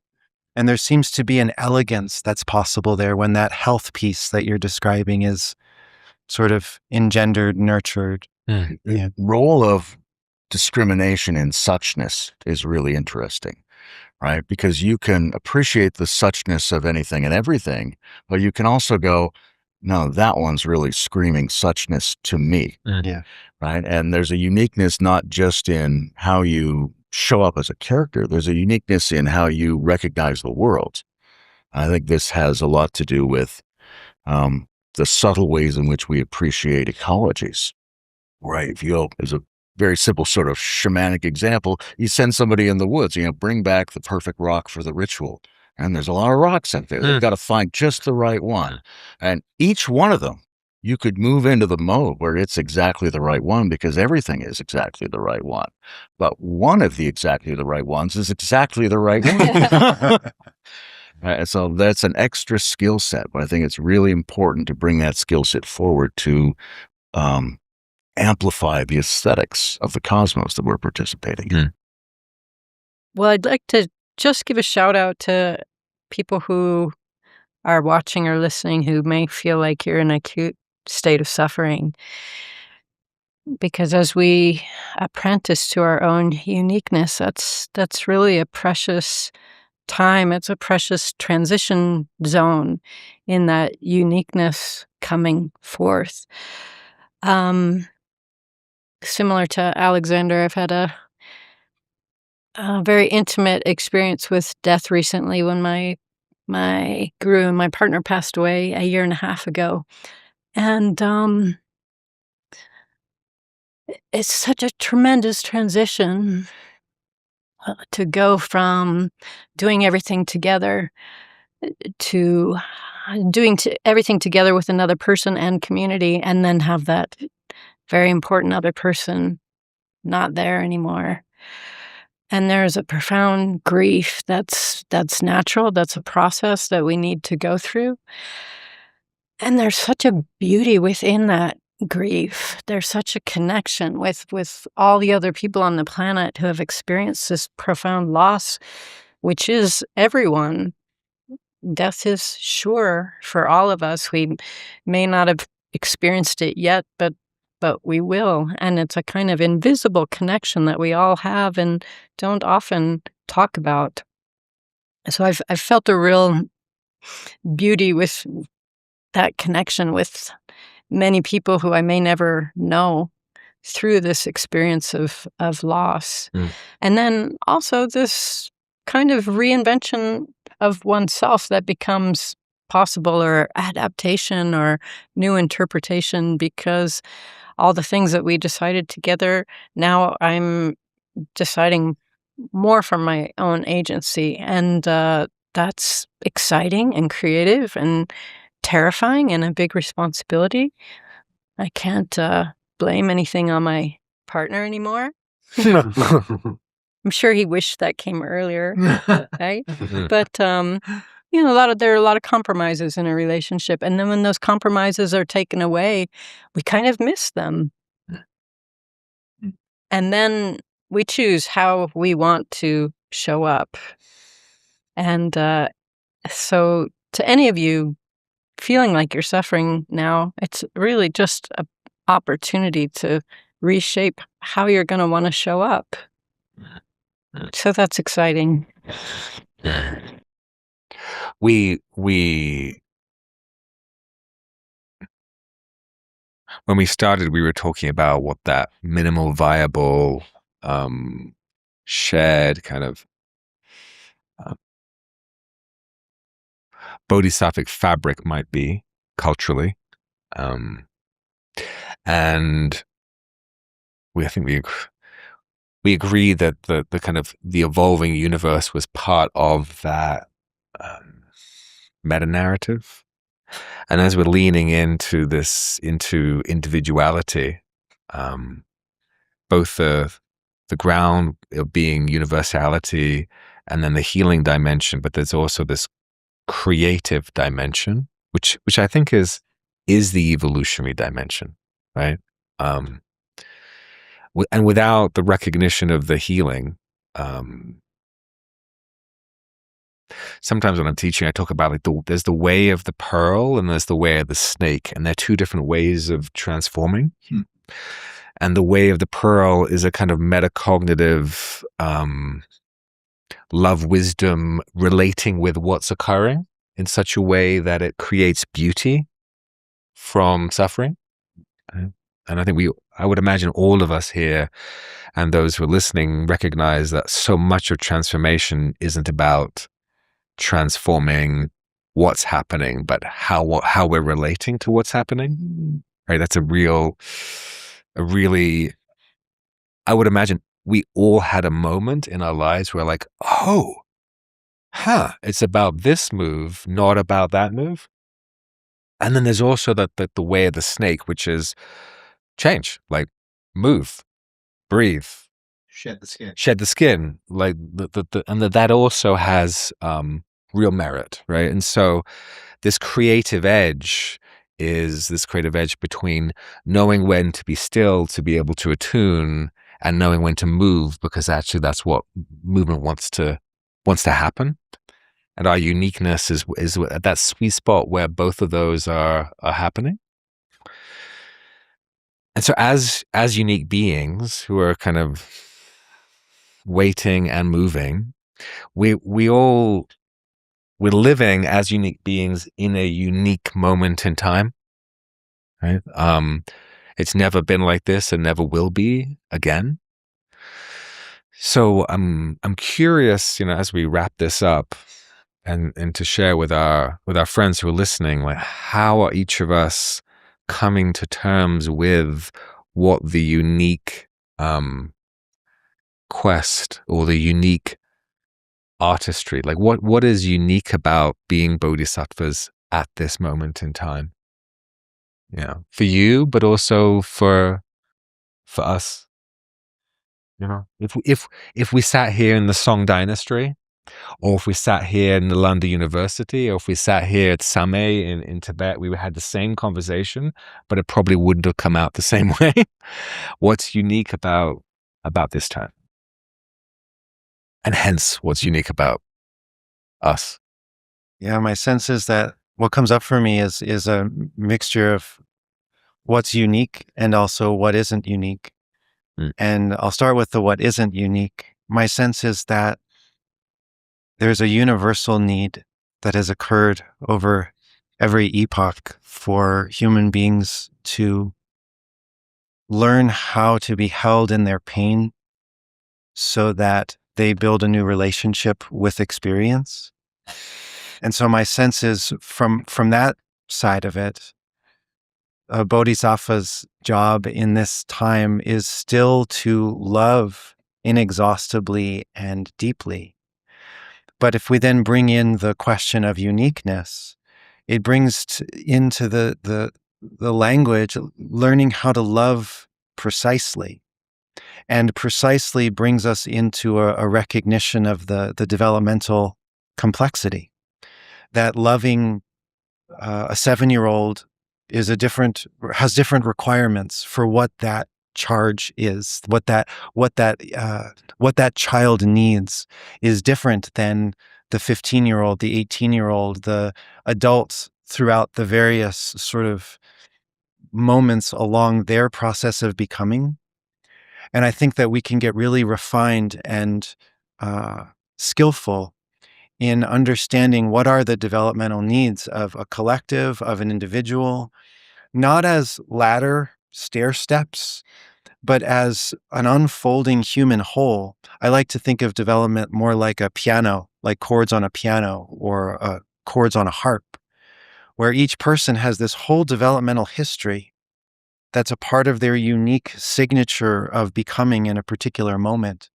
And I think in this era, for us to develop the skills to be able to listen closely to all of those notes, not just like what stage are they at, but all of those notes and how they're playing, and the textures of the cry can then evoke that love that's always been what we need, that compassion that's always been what we need. But we can bring in some specific nuances to support that individual in the way they need to be supported.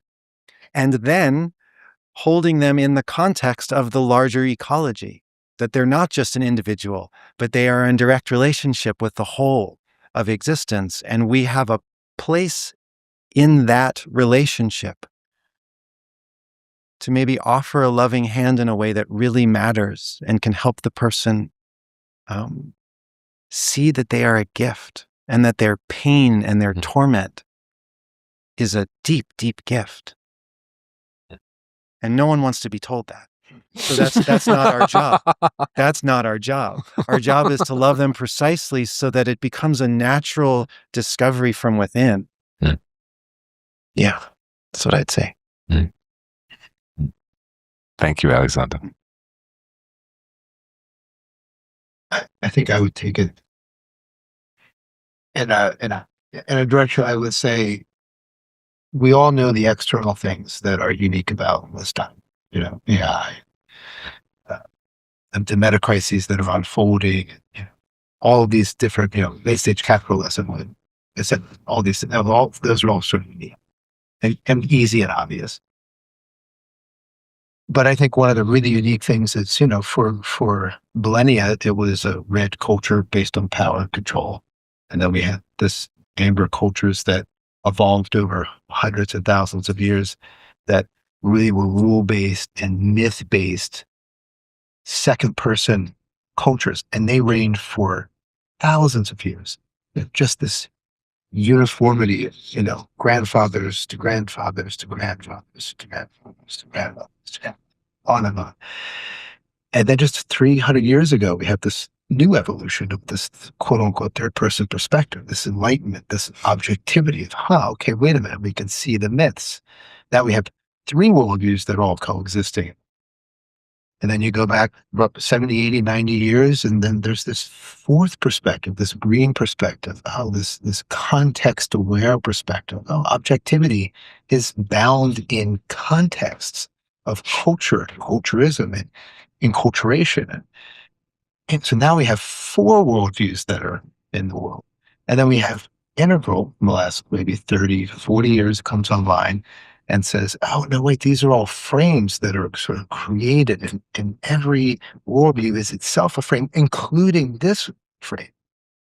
And so what I see as unique is we've never lived in a time where 5 worldviews are all simultaneously operating on big scales all over the world. And it makes the complexity of what we do much, much harder. How do we interface with a different culture, with a different individual? It was a lot easier when there were 2 worlds, 2 ways of being. Power-based or rule-based. Look, I've got the rules, and I'm going to show you what they are by force if necessary, so you don't create chaos.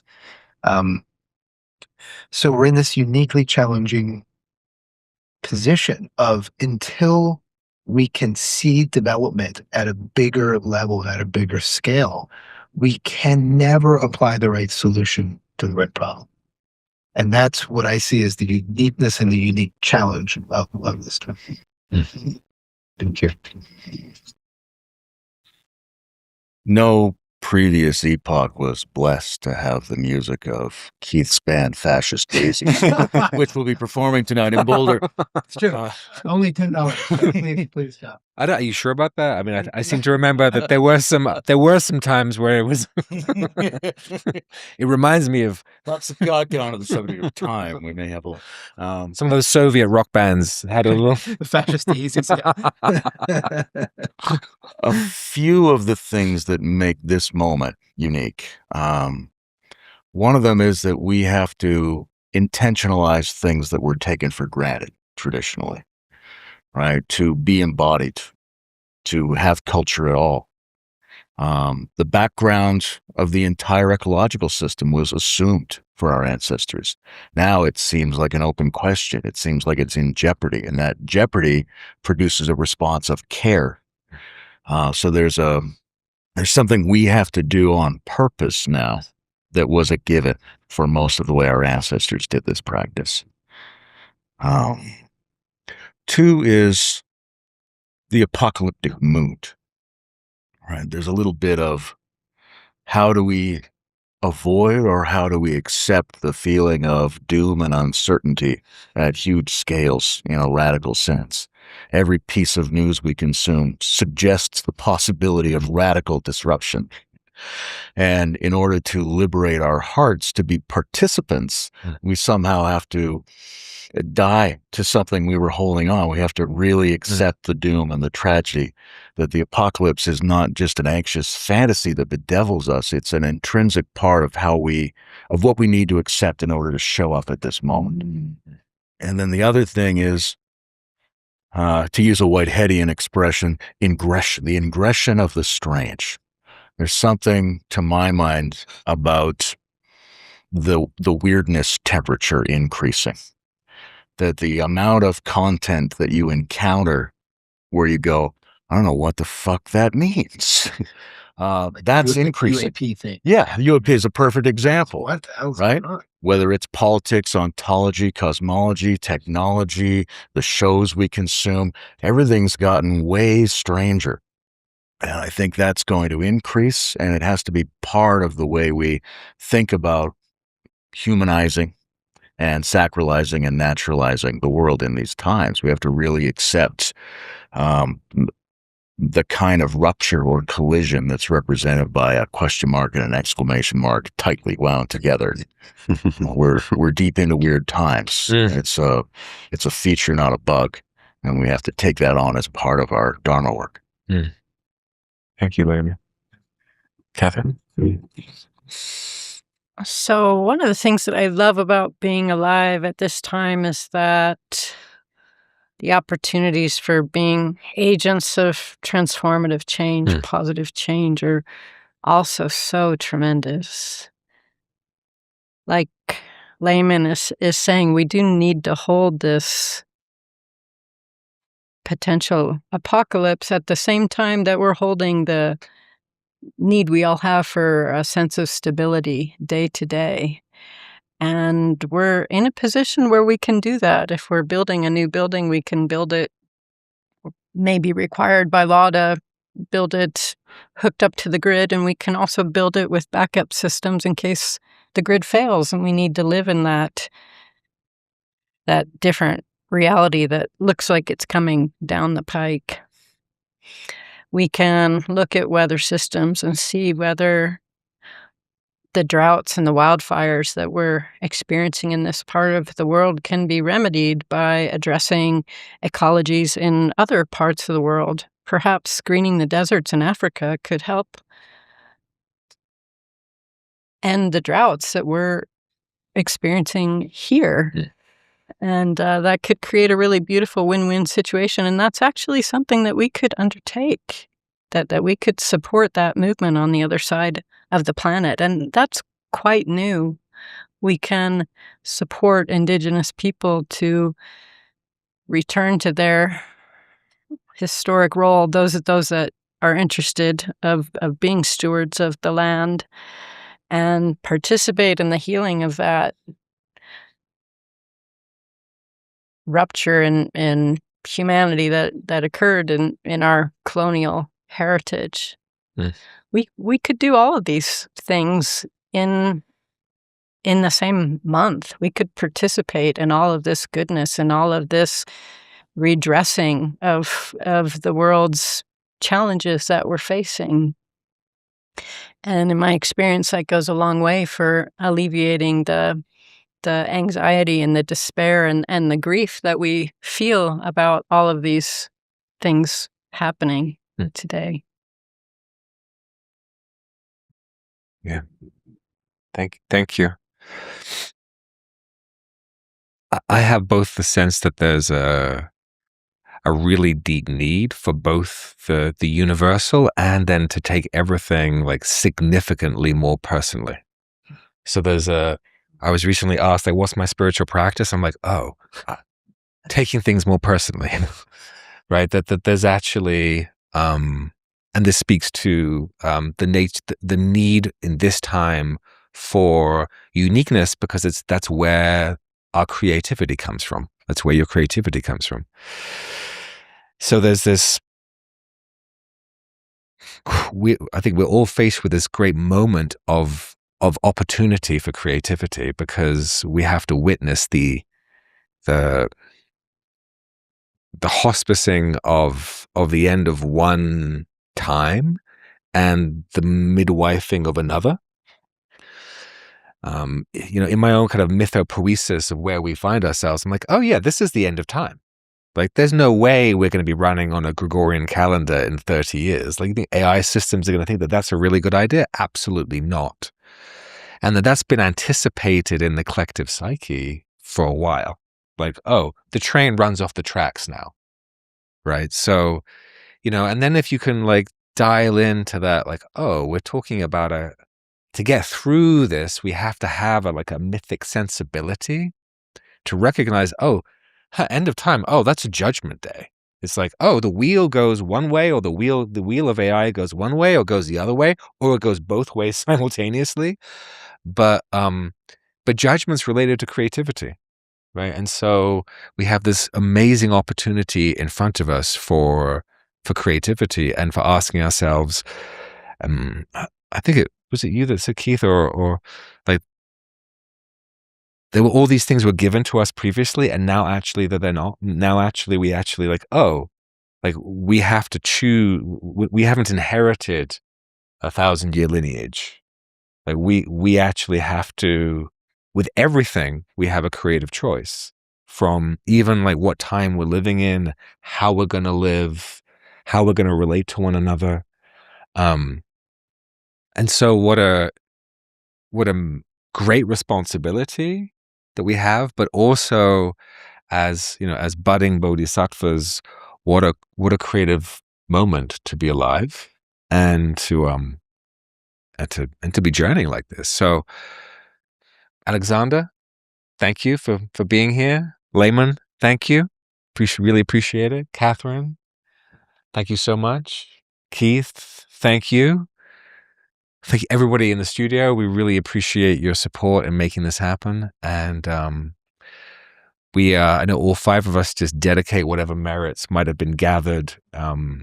There's a lot of joy here. I felt a lot of joy in the field and excitement, and so we hope that joy ripples through the interconnected field and blossoms into goodness and truth and beauty. So thank you for listening. Thank you for being here, and God bless. It's a wrap. That was fun. It was fun.